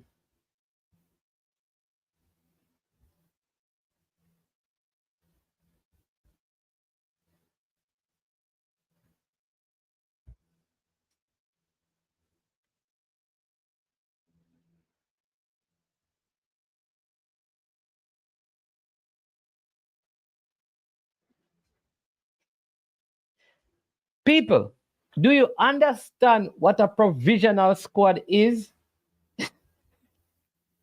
Like, a man can be in, remember, at the end of the day, at 23, out of the 60 are 23 players. The question you should ask is, In the 60 that you have seen, because you have seen the 60.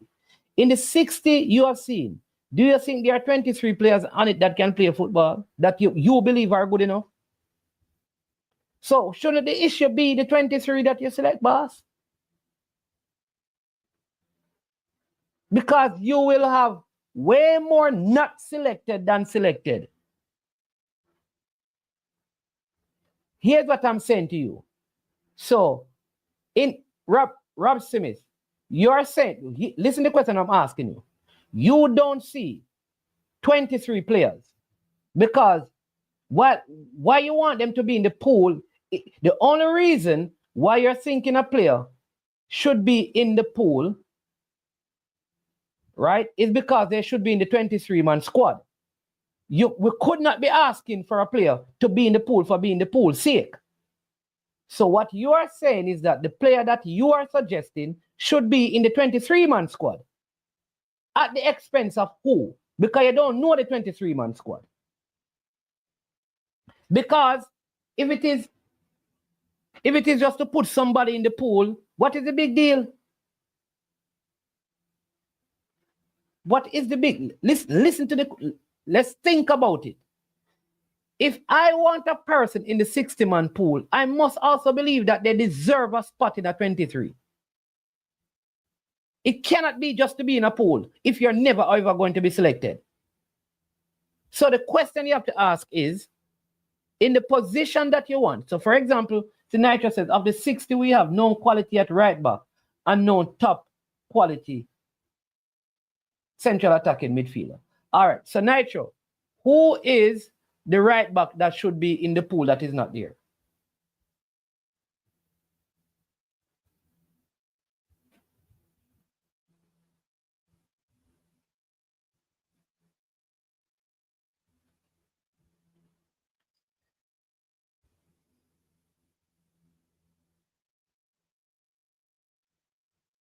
Lord have mercy.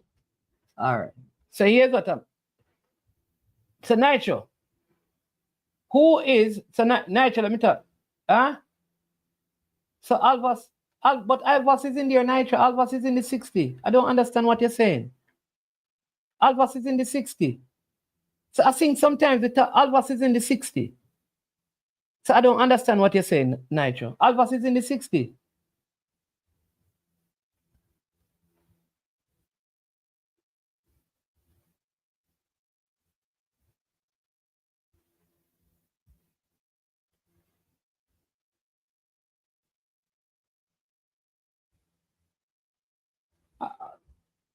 Okay, Rob, if you believe that Fleming should be called over Dixon a long time ago, no problem. That is your opinion. That is it. It is your opinion. Others, do you understand though that because it is your opinion, it doesn't make it right for other people to take it on? That's the point I'm making. So there's no argument, you know.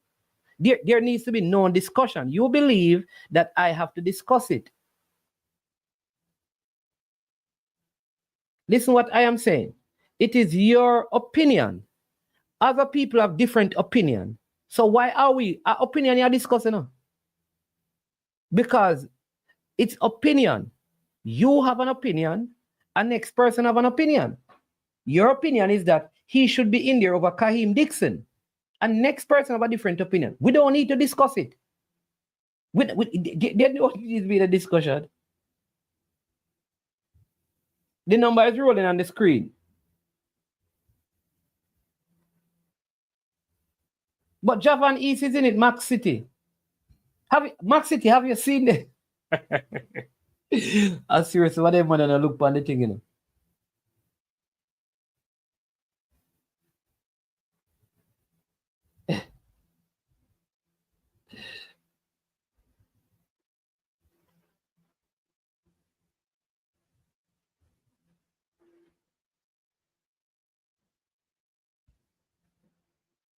Okay, so, all right, so Rob Smith, here's what you need to do.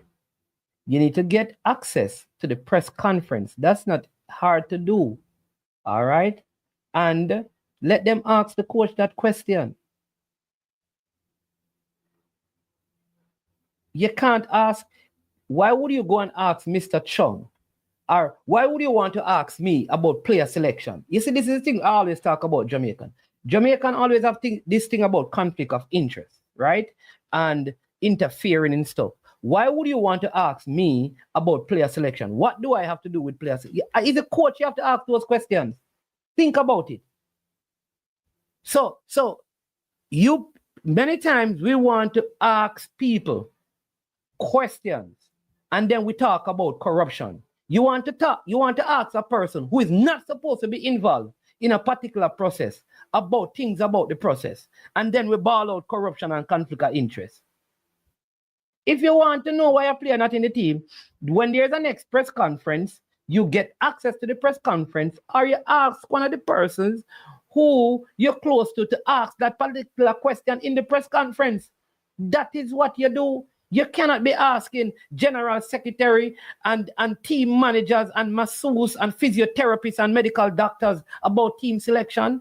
That and that's a football work. Come on, man. You know better than that. Outside of that, you just discuss your opinion, and not everybody going to agree with it.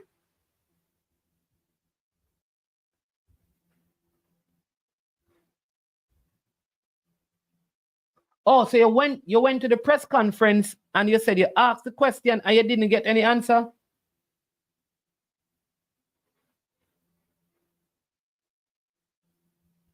Hold on. So you're saying that, Rob Smith, you went to the press conference and you asked the coach about Junior Fleming non-selection and you didn't get an answer. Just to try and make sure I get this. This is very interesting. Let me see if that's what you're saying. Let me wait and see.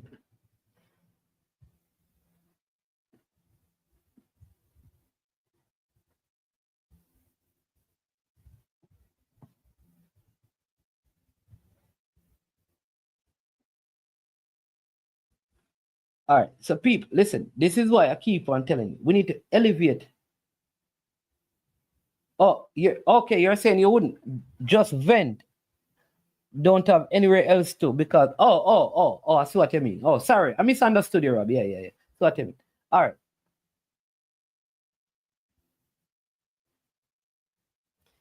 A.M. Henry, I want you to answer my question, Tell me the last time you have seen a JPL squad to play an official game for Jamaica, because this idea about JPL players, I want to know where you get it from. So tell me, when have you seen a JPL squad play an official game for Jamaica?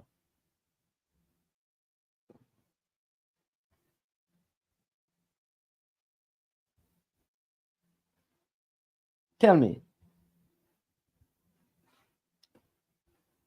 I want you to tell me a game that Jamaica played where it was packed with JPL players.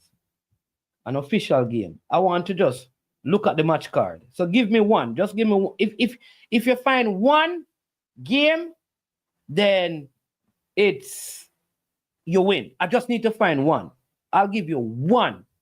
I wouldn't even ask you to find two. Just give me one that I can go back to. That's all I'm saying. So while you may not think any JPL player should represent the national team, that's fine. But don't speak about the team being packed with JPL players. You understand me? Because that is not the case. It's not the case. It's not the case. That's all I'm saying. It is not the case. Because you can't find any game like that. You can't. So what you can say is that you do not think players who are playing in the JPL should be representing the national team. At least that makes a little bit more sense. So tell me nowadays, tell me the game that Jamaica, give me one game nowadays. Don't tell me about the bench. Did I say? I'm not talking about on the field. Give me a game. Give me a game nowadays. Give me one, just one game. Seeing that I was speaking to A.M. Henry, you have taken it up. And let us bring up the match card. The last game, all right, Jamaica versus St. Vincent, all right? So you said that the Jamaica versus St. Vincent was packed with local players, all right? So let's go. All right, Jamaica versus St. Vincent. May I make sure I'm on the Grenadines? All right, we gonna look at the home game. All right, the home game.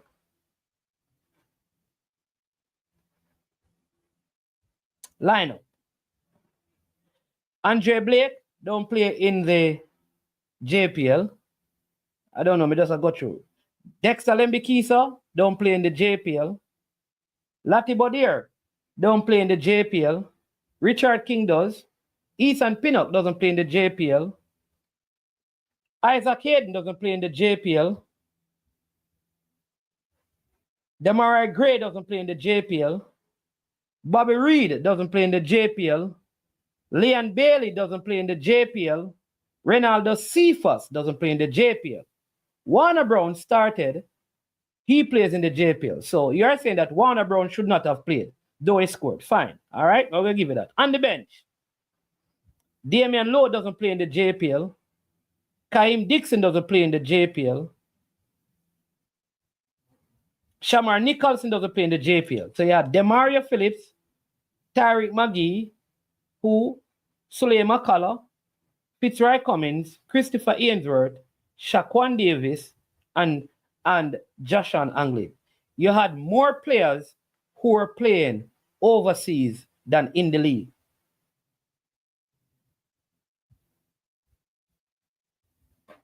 Joshan Anglin, Richard King, and Warner Brown are the only three players who played in the JPL who featured in the game. And if you remember, one of these players were called up because Amari Bell was not available. I just told you, 1, 2, 3, 4, 5, 6, 7, 8 out of 23. And remember, Amari Bell was in the squad. Amari Bell left. So how is the team packed up of players? Two of the players who played, one, Amari Bell left, so they had to call in a player when they came back from St. Vincent because Amari Bell did not play in the game in Jamaica. Right? Secondly, KC Palmer could not travel, so they had to call. So the two players who came in as replacement, boss. How is that packing up the squad? So let's talk about the facts. So what do you mean that the team is packed up of JPL players?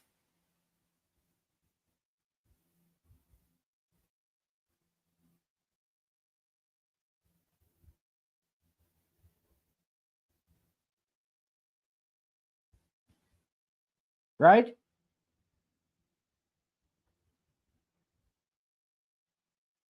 So we can speak things, we can say because you have an opinion. You can simply say nobody who plays in the JPL is supposed to be in the team. That's fine if you want to say that, but don't say the team is packed up, because the idea you're giving is that there are more JPL players.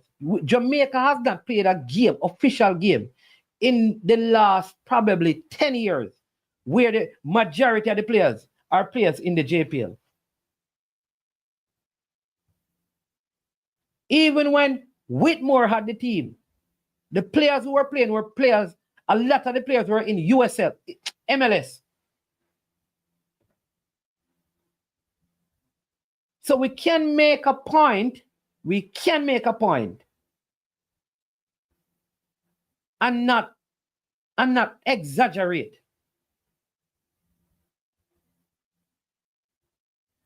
No, remember, man of God, listen. Again, let me say this way. You can want Ravel to be in the team. That's your opinion. All right? I believe the best person to ask these questions is to go to the press conference and ask the coach.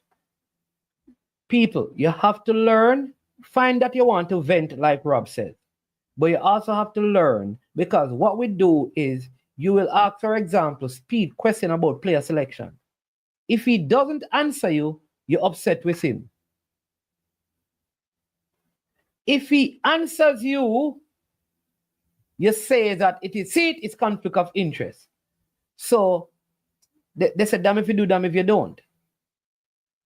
It's just like with me. How are you going to ask me about team selection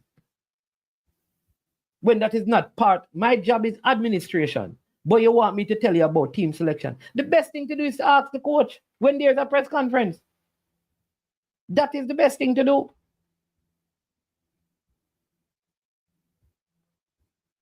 Talk to the press officer, Simon Preston, and you get your 2 questions.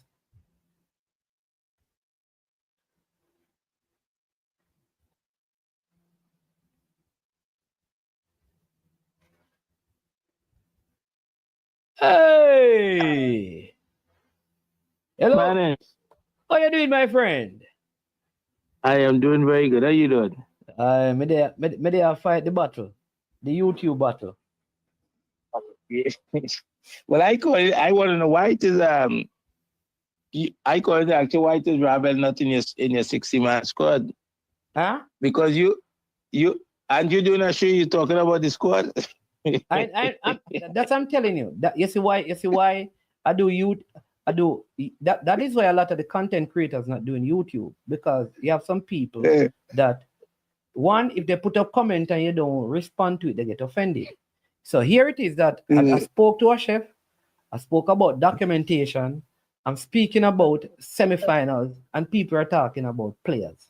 When you don't answer them, they get upset. So people just get frustrated and doing the YouTube. Because if you answer them, they go and tell other people that, see, Una and a friend them select the squad. When you don't answer them get upset and tell people, say, you know, talk. Say, you can't please these people, you know. You have to just, you have to I know you're young, but there's something called blood pressure. No, man, I'm all right, man. You know what my new remedy is? When I feel like I just don't do any show. I just do like a one show and just ease off and things. And give them a little time for it. Because half of the things that they're saying is you have an opinion, man. Understand that is your opinion. And nobody don't need to discuss your opinion with you. Because it's your opinion. Right. And it don't mean, it don't mean you're right. It don't mean you're wrong. It just means it's an opinion. But team selection is the coach. No, I see this person is not the coach. Pick that 60-man pool. Like they say that. So they say that, and they have, I'm telling you, right? I swear, let me give you this. I swear is that some of the people who take up some of the people comment and start acting upon them, if they were to meet them in real life and reason with them, they would say that them people are like, it's almost like, let me give you how it works. They don't know some of the people, you know, but when the people say things, they believe them. You see, if they really interacted with them in real life, like met them, they'll say, well, and they are this year money, I really don't listen for this man no sense, man. Oh my God. I swear, if they met the people there, they must say, so all this time they're on YouTube and they money and type up things and me run and follow it. Jeez and Pete, you know this is madness and me follow. Yeah. Big up Budgie in the building. Big up yourself in my bar. Big up, big boss. Yeah. Are you gonna run for the Minister of Food for Jamaica?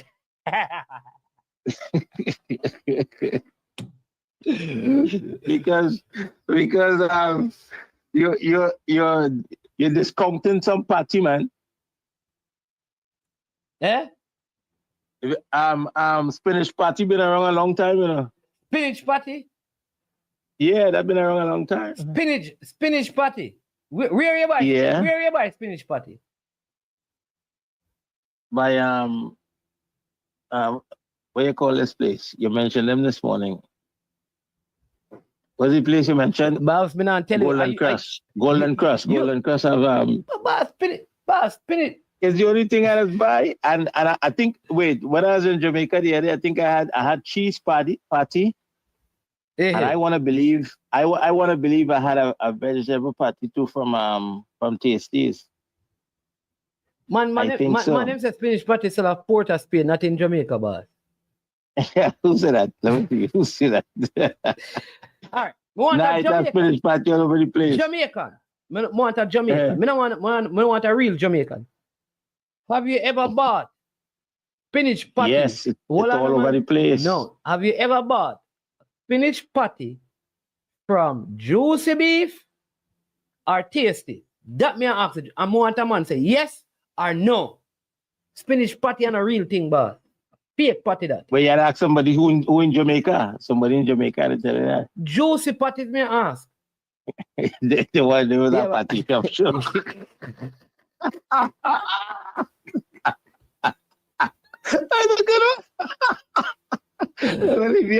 Yo, hey, Mark, hey, man, I'm going to delete you.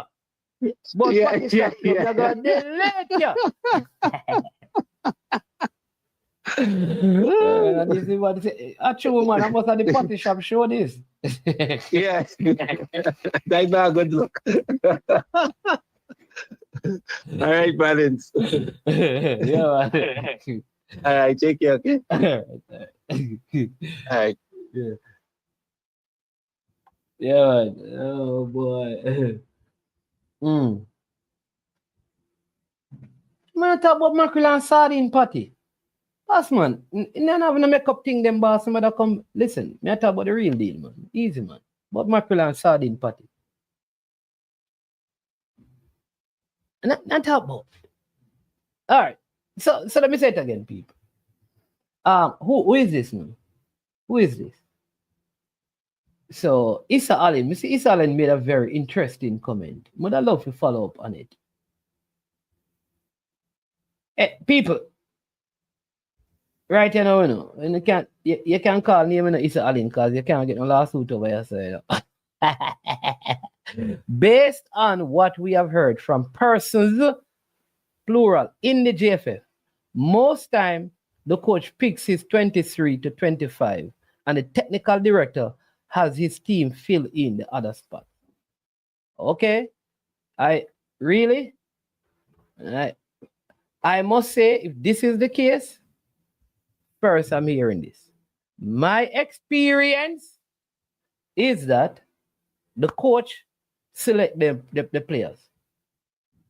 However, if you have a coach who come to Jamaica and there's a 60-man pool that he needs to select and he's a new coach, obviously, come on, he's not going to know all the players, all right? So what he will do is talk to people. So if you have coaches who coach in Jamaica, you have technical director, even the former coach. This coach said it in his first interview that he had spoken to Al Grimson and Al Grimson has given him information on all the players and left something with the process of all of those things.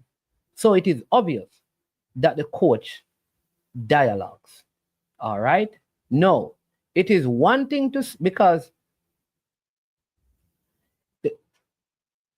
one thing to say is not the coach select the 60-man squad than to say he has his 23 and because he doesn't know all the players, he gets advice from others.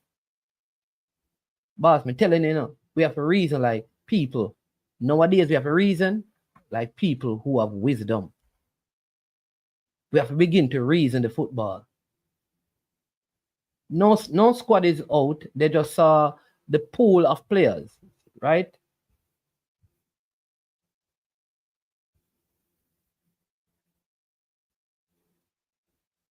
It can't be the same thing, boss. Issa Allen, for you, that let me tell you this. It can't be the same thing. If I say to you, Issa Allen, listen, you are in New Hampshire. I hear that there are 6 Jamaican talent up there. How good are they? And you say, well, this one is this and that is that. And I say, all right. And then at some point I select one out of them. Did you select it? Come on, man. Here's the issue you guys have.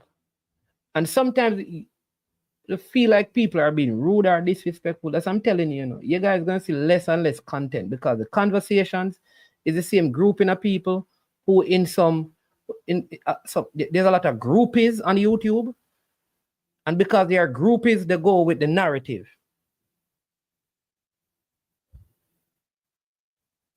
They go with narratives.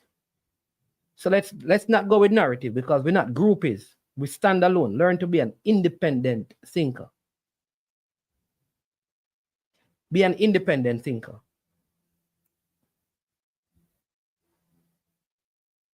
How or what proof you have that the technical director is involved in selecting this?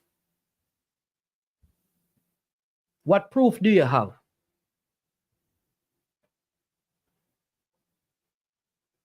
So let me give it very easy. The coach, there's no coach anywhere that can just come in to a different country and not talk to people. So if I go by what you say, and let me take your narrative that the coaches are talking to people and it is the people who are picking the team. Why wouldn't Cavaliers have more players? Why wouldn't Mount Pleasant have more players? Why would they even have any? Why after the 23 they have any other player from England? Because when you look at the 60, check the amount of players who are from other, because according to you, it's 23 players, 25 the coach pick. Check how many of them are from England. So who picked those players?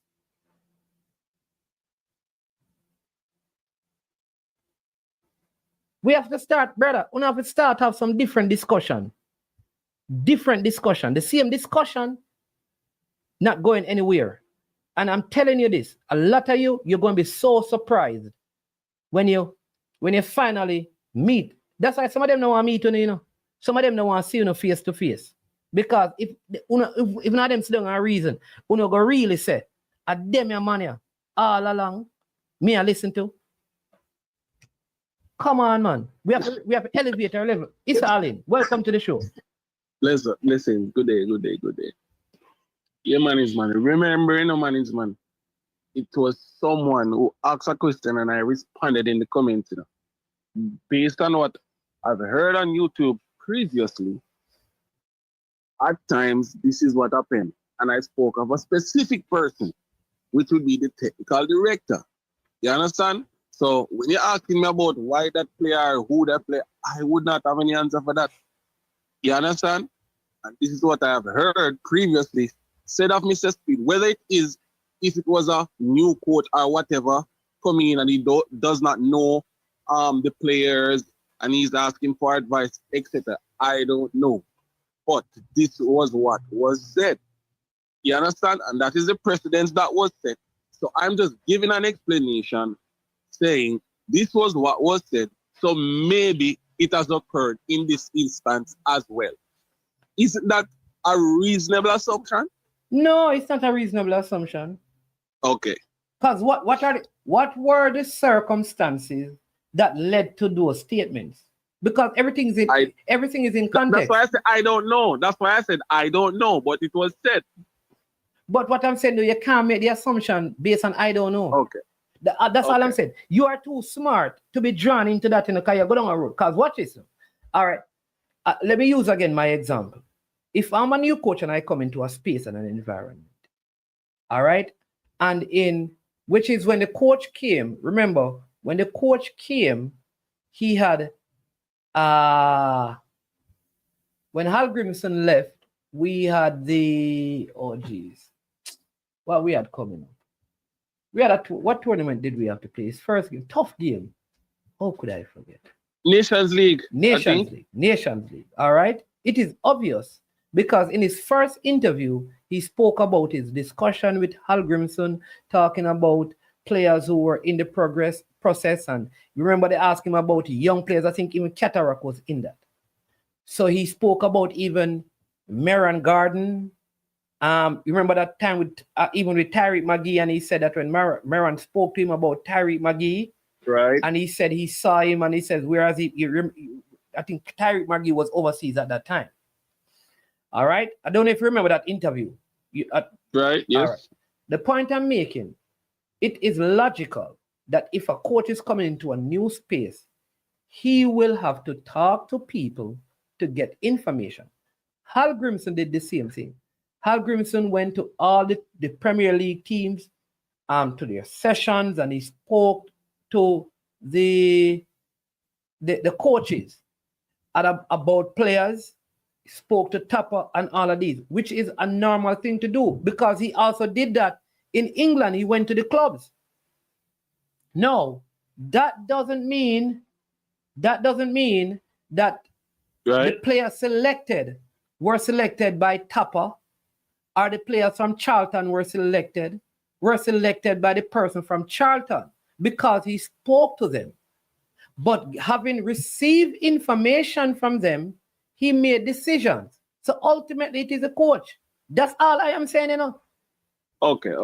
That's all I'm saying. I'm saying that is the more reasonable assumption. No, I expect that as the coach has been in the environment for a longer period of time, he would not need to have some of those dialogues.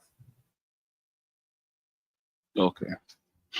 I was just saying, based on, previous times, what I have heard, I just figure more or less it would, be something similar. As is, the coach is not on the ground a lot, but he's here from time to time. So I guess, this time around, he would be more able to fill the spot. Exactly. So you remember this as well. Because if we go back to interviews, the coach was asked that, I think it may have been the same Cataract who asked the coach, or maybe Jason Gooner, in an interview about not being in Jamaica. And the coach spoke about looking at players in the overseas market and spoke about even going to France. The coach even spoke about having, I think, Y Scout and those things to look at the players. Those things were said in interview. And they ask him about not watching the JPL and those things. So I'm saying that when we take in the conversation, we have to also put them in context, because I think sometimes we hear one thing and then we just put the other things aside. No, I know, because I'm involved in the system, that I know the squad is the coach, not no technical committee. Yeah. Since I have been a part of this national team, I can't tell if I've ever seen Wendell Downswell at anything with the senior team, except when we play games. Okay. So I don't know. No. However, I know. Let me be clear, because I'm not everywhere every time. So you could have a point that there are persons who are selecting the team.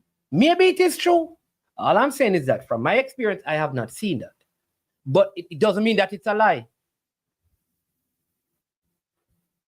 And as I said, there's context to, as I said, when it happened, there must be a reason why.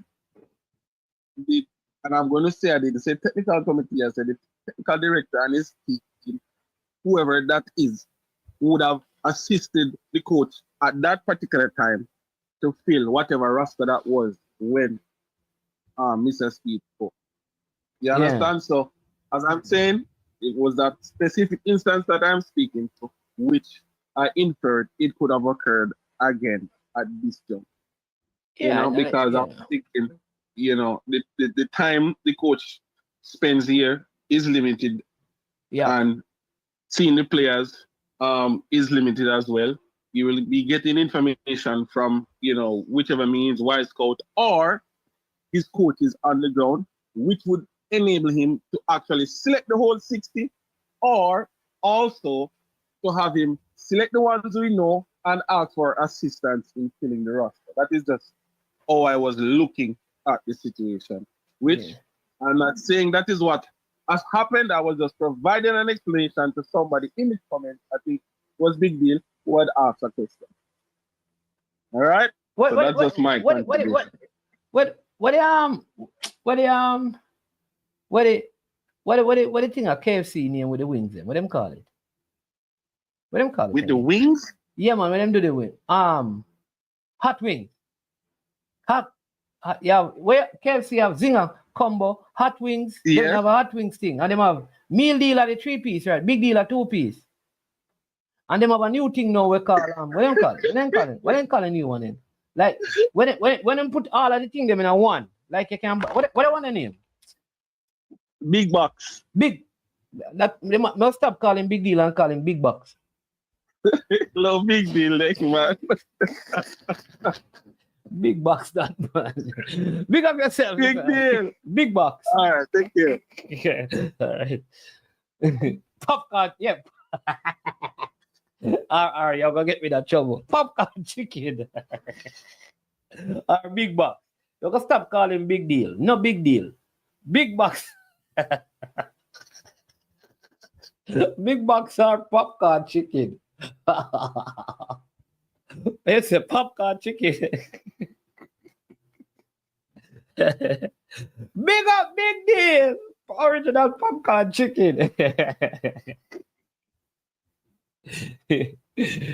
Yeah.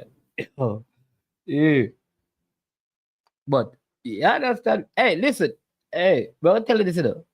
It's a lot of players. Like somebody just mentioned all Trayvon, Gray, John Bell. You understand me? These, although they have had look-ins as well, you understand me? I see some other names. But because they're always going to be players. You understand me? They're always going to be players. Let me see some more names. John Bell, I think there were around 4 names or so that I saw somebody put up of persons who were not in the squad.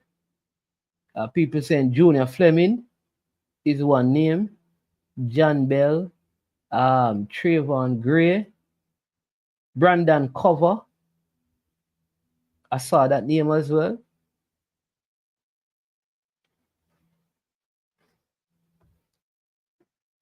Kemar Roof.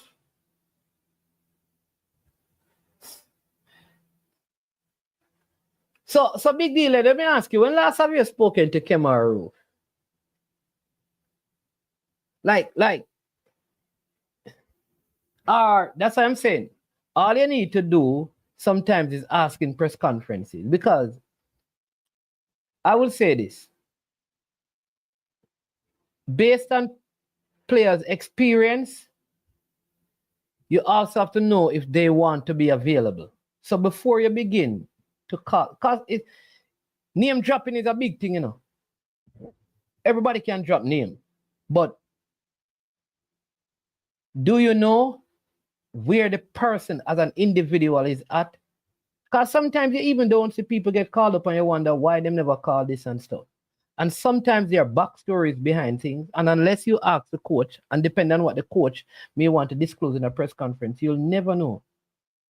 You'll never know. There's a youth called, oh Lord, left footer, used to play for Cavaliers too. I think he went to Rossies. Just had his name on the top of my lips. What's his name again? Think his name. What's his name again?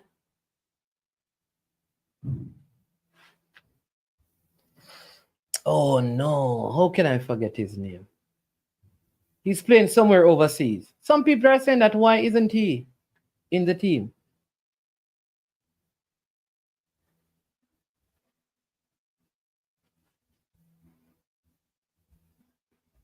What? All right, A.M. Henry. All right, I called out the players. So I think A.M. Henry, Kenroy Campbell, thank you. All right, A.M. Henry, I think if you have a case, this is not the best example to use. All right, I'm going to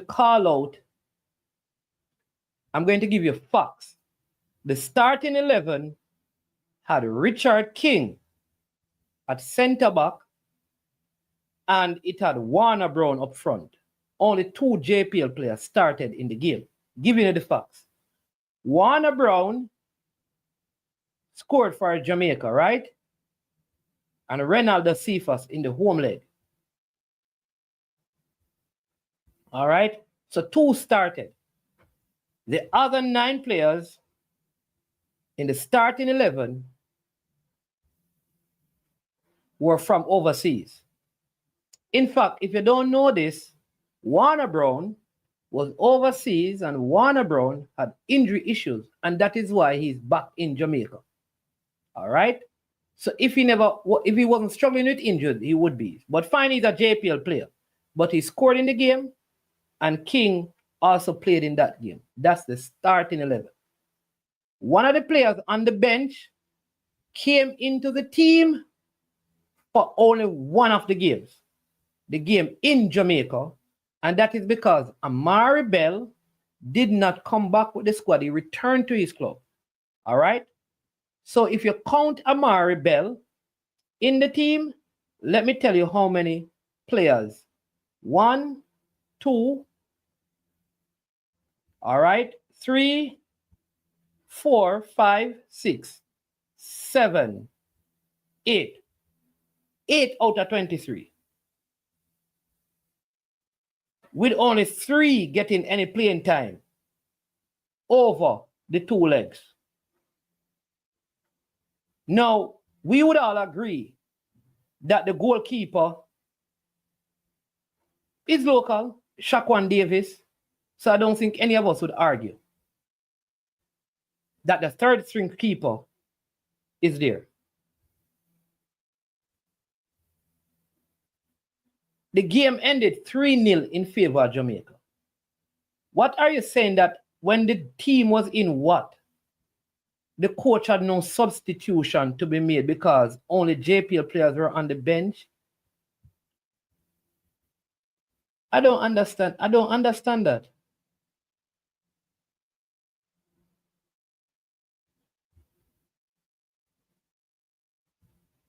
Damian Lowe was on the bench and he came on. He's not a local player. Shamar Nicholson was on the bench. He didn't play either. So I don't understand. Josh and Anglin came on in the game. So when the coach selected the squad, 2 players dropped out. Plus Amari Bell again left. That's 3. Mason Holgate at last minute didn't turn up. KC Palmer was still recovering from injury, didn't turn up because they were in the squad and Amari Bell left. This idea that there is unless you're going to say to me Richard King should not be in the team and Shaquan Davis, I don't understand the point you're making because your original post was that the team is packed up of players. It is not true. It is not true if you go back to the last game. The facts don't support your argument, A.M. Henry. And we normally agree on most things. But the facts are not supporting it. And I'm saying maybe you can make some other point. Because you can say you don't want to see local players or JPL players in it. You don't want to see Richard King playing. You don't want to see Shaquan Davis. You don't want to see Warner Brown in the team. That's fine if that is how you believe.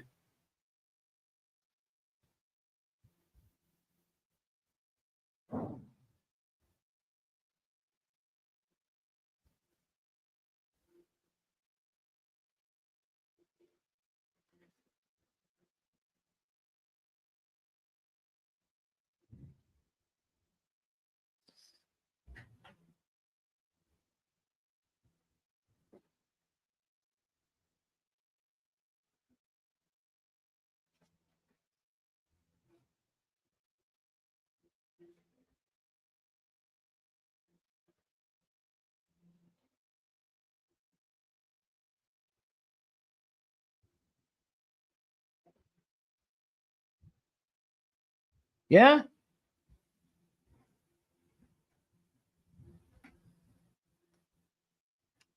So that is my point, A.M. Henry. Maybe you can make some other point from the squad that you saw, but I don't think this point you're making is accurate. If you go back before that, we have a team where the only players who play in the JPL in the team were Richard King on the bench and Shaquan Davis. And we lost. And Big D Len still had a group of players that should have been there. Because once the team lose a game or doesn't play well,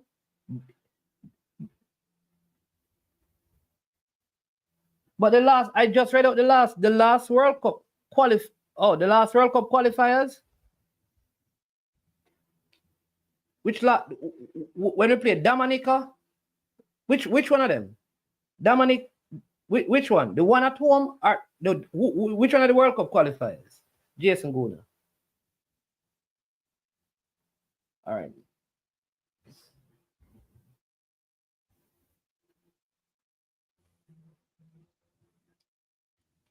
AM Henry, Jamaica. All right, so let's go World Cup qualifiers. CONCACAF World Cup. Tell me which one of the World Cup qualifiers. CONCACAF. Because we can't find them, you know.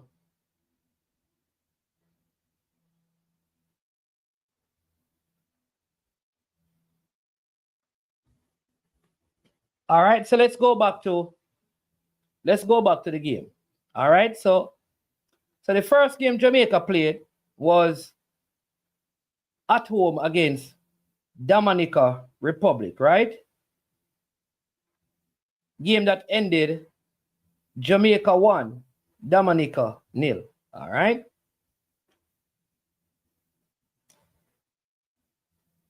So we had in goal, that is it, right? June 6th, that was last year. Am I right? June 6th, 2024, don't it? Jamaica 1, Dominica Republic 0. We had Jamali Waite, Greg Lee, Michael Hector, Dishian Bernard, Tavon Gray, Damian Lowe, Bobby Decadova Reed, Daniel Johnson, Renaldo Cephas, Michael Antonio, Shamar Nicholson, Richard King, Kaim Dixon, Kirai Anderson, Lambert, Beckford, Davis, Campbell, Reed, Boyce Clark, Fabian Reed, Gadiel Irwin, Marshall. So 1, 2, 3.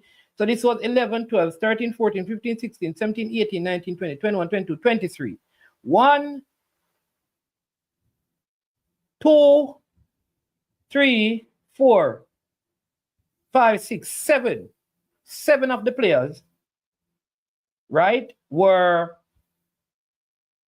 JPL players. King was the only JPL player to play in that game. All right? To play in that game. Again, go back and check why Ethan Pinnock was not here. We can go back to it. We can go back. Lati Bodir, you can go back and figure out why some of the players and why some players were called up late. All right? So the team was going to go to play Dominica in Dominica on the cricket pitch. Remember also the issue with the surface at the National Stadium. So the next game was against the Dominica Republic. Jamaica won away 3-2. All right?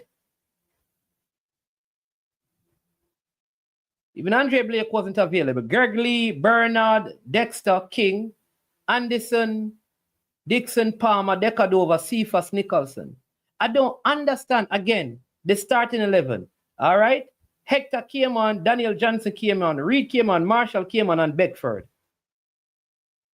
So I don't know. I don't know where this thing comes. I don't know.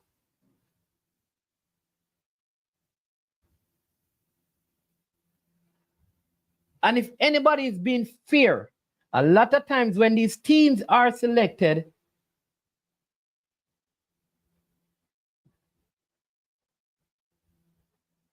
it's because some of the players are not available. Do you remember that Ethan Pinnock, for example, was injured and so he was out? Remember that Mikel Antonio didn't play in the game away? He came off in the game in Jamaica.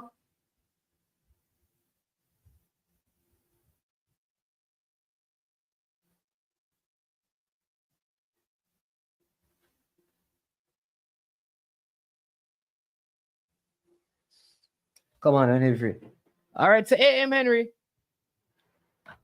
Get some new facts. Or kind of change the argument a little. Anyway, people. Can't manage no more popcorn chicken, so. Yo. Me, I go run all the town, I'm gonna run out of town. But people, big up on yourself. You know what I'm saying? Bless up. Have a good day. I don't know when you will see me again. You understand me? I don't know. When I will be back on YouTube. Big up on yourself. Have a blessed day. I am management.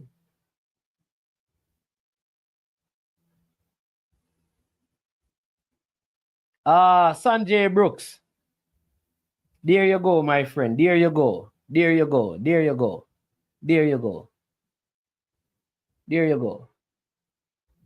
But if you know some people, there is always a next name. No matter who you use, there is always a next name. Yeah? Sanjay Brooks. So anything we see up in one umbrella. Well, go on, man. Big up yourself, man. Me see you strong up at the Sabine Park, man. Yeah, man. Umbrella. One umbrella stand tall. Over the umbrella now leak. All when rain or fall. Yeah, talk about. Yeah, man. Big up yourself, yeah, man. Big up all of the mans, them, All of the mans, them, you understand? Big up on yourself, You understand me? It's a good show. Oh. Canope! What canope?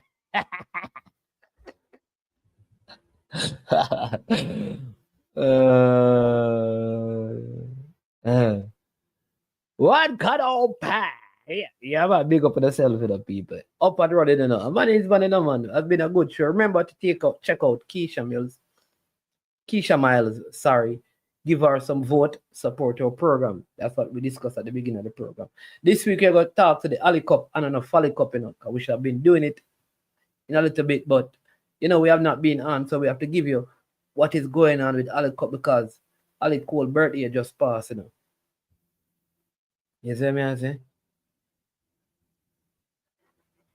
Yeah, man. Yo, Ferran, just link up, man. You know the thing go already. We don't know about the we don't know about the royal box. That's that, but you don't know. The thing set, man.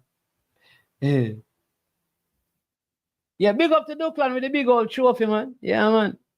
Man, team win a cricket competition, man. Man, at the 14th, man. You understand me? Can't get a bat, can't get a ball. But him get to hold on the trophy. Yeah, that's that bit. Yeah, that's that bit. Yeah. Big up yourself, Duckland. Yeah, man. Who again?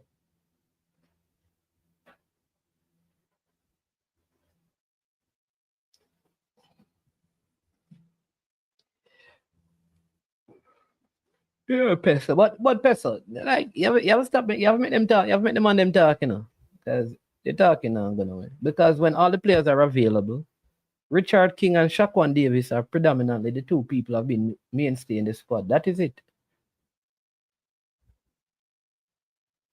So you understand me? And I think I think Richard King deserves this place in the team based on his performances.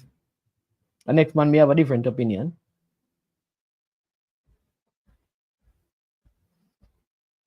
Yeah, and there are some games that I think like I expect if Jamaica is playing all Bonnier and them team there in Jamaica. If we have to use like, no disrespect to Bonnier and if we have to use like Ethan Pinnock and the Bobby Reed and Leon Bailey to beat like Bonnier and them, Aruba and them look a team, the boss man and St. Martin. Like, come on. Context is important, man. But someone will keep, me telling people, anytime I meet some of them people, I'm still gonna have a proper reason with them. You never realize it. Hey, Elmex. You don't know, We like the location pretty at this close. Yeah, man, Elmex. Yeah, man. We're gonna try. We're gonna try to see if we can make it still. You understand? We are trying. We don't know. See if we can hold on on a wing or something. Understand? We don't know. We're gonna try hold on a wing, Elmex. Big up yourself. But I am man. This has been I Am Sure Sports.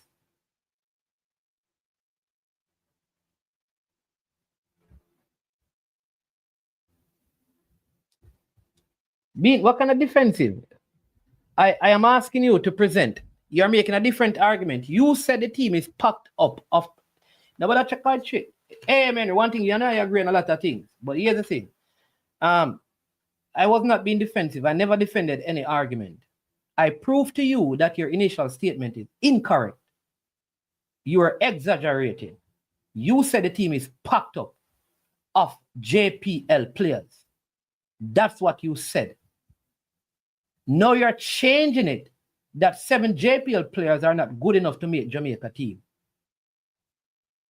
The court's second option is always JPL players. There's a lot of quality out there over them. I just stated to you clearly that when that squad was selected, players dropped out. And so that is how it even got up to that number. You think it is easy when the day before you hear that a player can't come again to get an next player from England? You are very intelligent. Wouldn't the better option be to get somebody who is here? I don't understand what you're saying. What kind of defensive? I presented to you, I can show the match card. That's what I was looking at, and I called out the names for the Dominica Republic game, and I gave you the starting 11. I gave you it for the Dominica game. Those are facts, undisputed facts that you can't go around. So if you want to change the narrative to say that you don't think JPL players are good to play for Jamaica, you can say that. That is your opinion. If you believe that that is the coach's best second option, then that is your opinion. But what you stated first was inaccurate. It was. You have a right to your opinion. It's not being defensive. All I'm doing now on YouTube is presenting facts.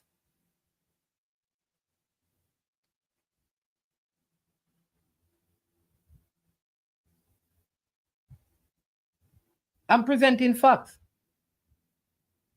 And when the facts are presented, you are right, you are right. I can put it to you.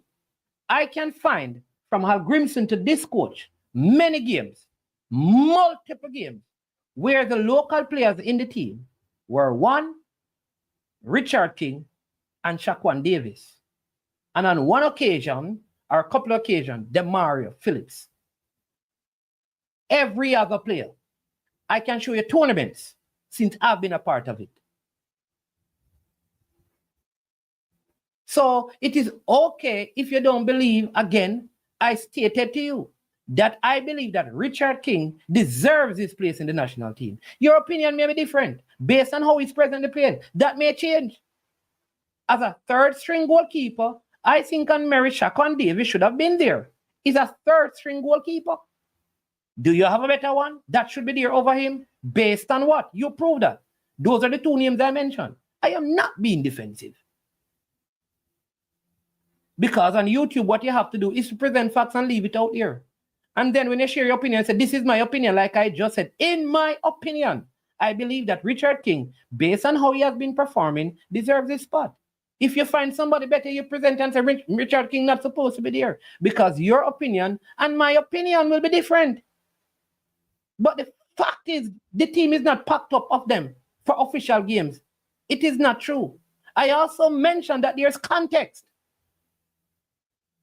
There are some teams that you will play that you have to use the local players because you expect to win the game.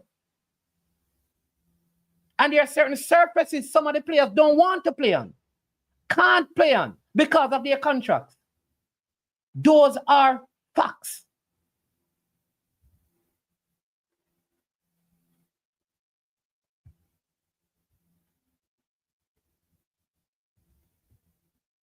So if you don't think Richard King should play for Jamaica, that's your opinion. If you think Shaquan Davis should not play for Jamaica, that's your opinion.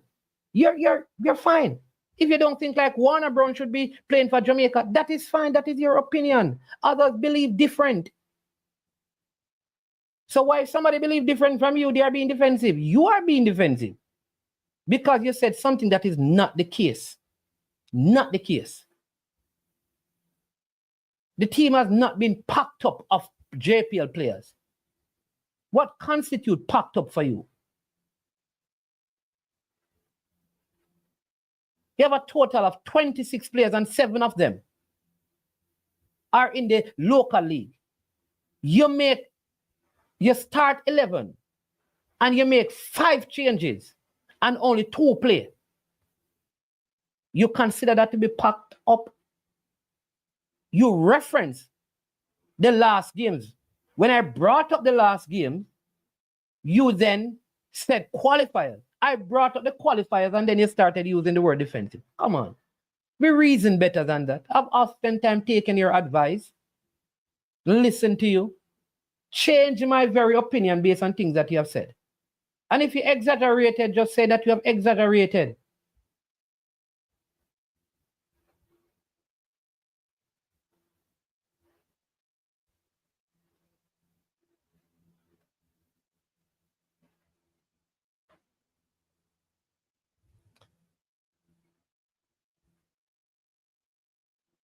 Yeah. Popcorn chicken is a name dropper, and he knows that. He only drop names. Sit down and reason with him. So when popcorn chicken talks and things, because you know them in groups and all of them things, they can't follow popcorn chicken. Popcorn chicken is going to call him, popcorn chicken tell people, say my people are family. Who's supposed to be in squad? You can't follow popcorn chicken. You can't follow popcorn chicken. Anyway, me the same garden. You can't follow popcorn chicken. Do better than that, man. Follow popcorn chicken.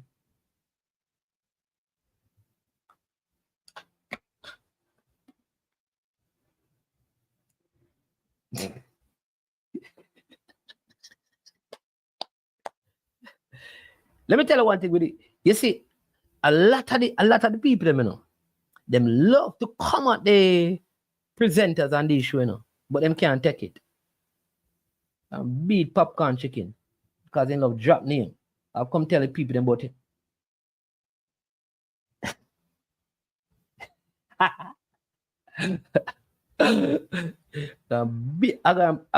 Every name come on, I go and call him popcorn chicken and beat him. Him cousin and thing.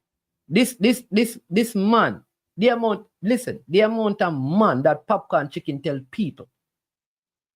And I've been on my channel, I'm here popcorn chicken. I tell people, say, him no, say player have documentation. I'm telling you, you know, popcorn chicken did that. Me not want to call him real name. Boss. Popcorn chicken. When him get him name. Popcorn chicken. Not because that the money used to give some contribute to Lennon, you know. I always tell you, popcorn. Popcorn chicken. My name is man. My name is man, no. You hear? Go for anybody you want to go for. Small fries, yeah. Nothing will go large. Small fries. Ease yourself. But your man a cousin. Big up yourself that I got at the back road. But this man, he used to come and tell people, them say people, I mean just listen to them and run and follow him. Not a documentation. Some man was sending picture of passport. You remember them thing the popcorn chicken is tell people in the last year all who send a passport? Tell the people them all who did send a picture of them passport where you sure they have documentation. Or you stop telling people them say the people them have documentation, eh? In popcorn chicken. So you have documentation for that get called. Relax yourself, popcorn chicken, man. You know, we're gonna change it. Tomorrow, your name small fries. Duckland, every day you give me today name popcorn chicken, tomorrow name small fries. The next year.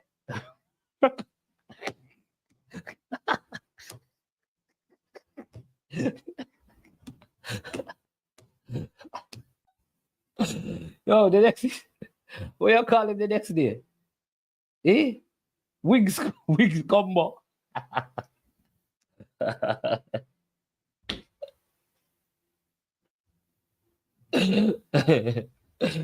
Eh? Wigs combo. Yeah, man. But people bless up for themselves, you know. Yo. Yeah. Big up yourself, top 10. Up. Famous ball, yeah. Yo, I'm right down them here. Tomorrow, hold on, let me write them down, because every day, he must stop. Watch, I must stop, follow up the thing, you know. So today name popcorn chicken. Write them down. I don't want to forget them name, man. Chicken. Tomorrow, small fries. Day 3, famous bowl.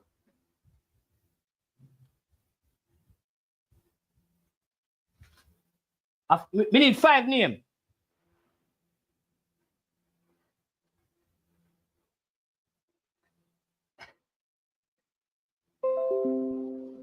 All right. So we can't call him Big Deal again. We are done with the name there. So we have popcorn chicken, small fries, famous bowl, big box. We need one more name from KFC there.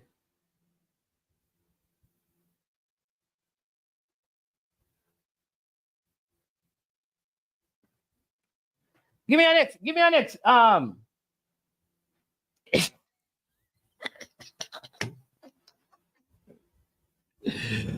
Yo! Duckland, give me a next name there.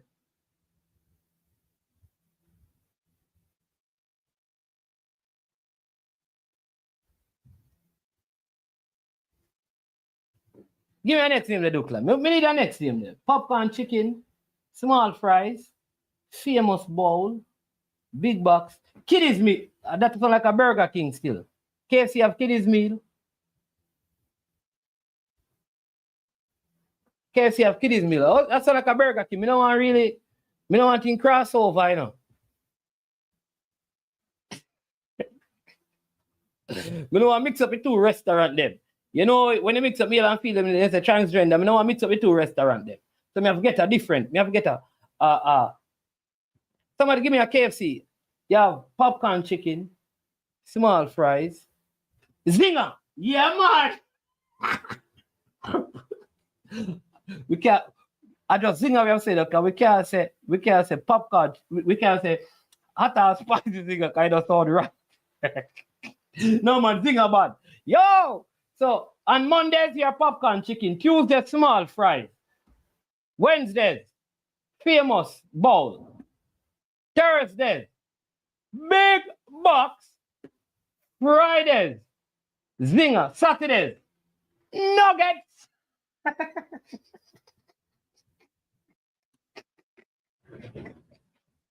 Yo, on Sunday at the Sabbath.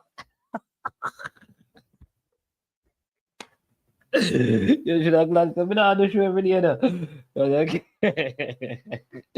Yo, big up. Oh my God. Big up on yourself here, man.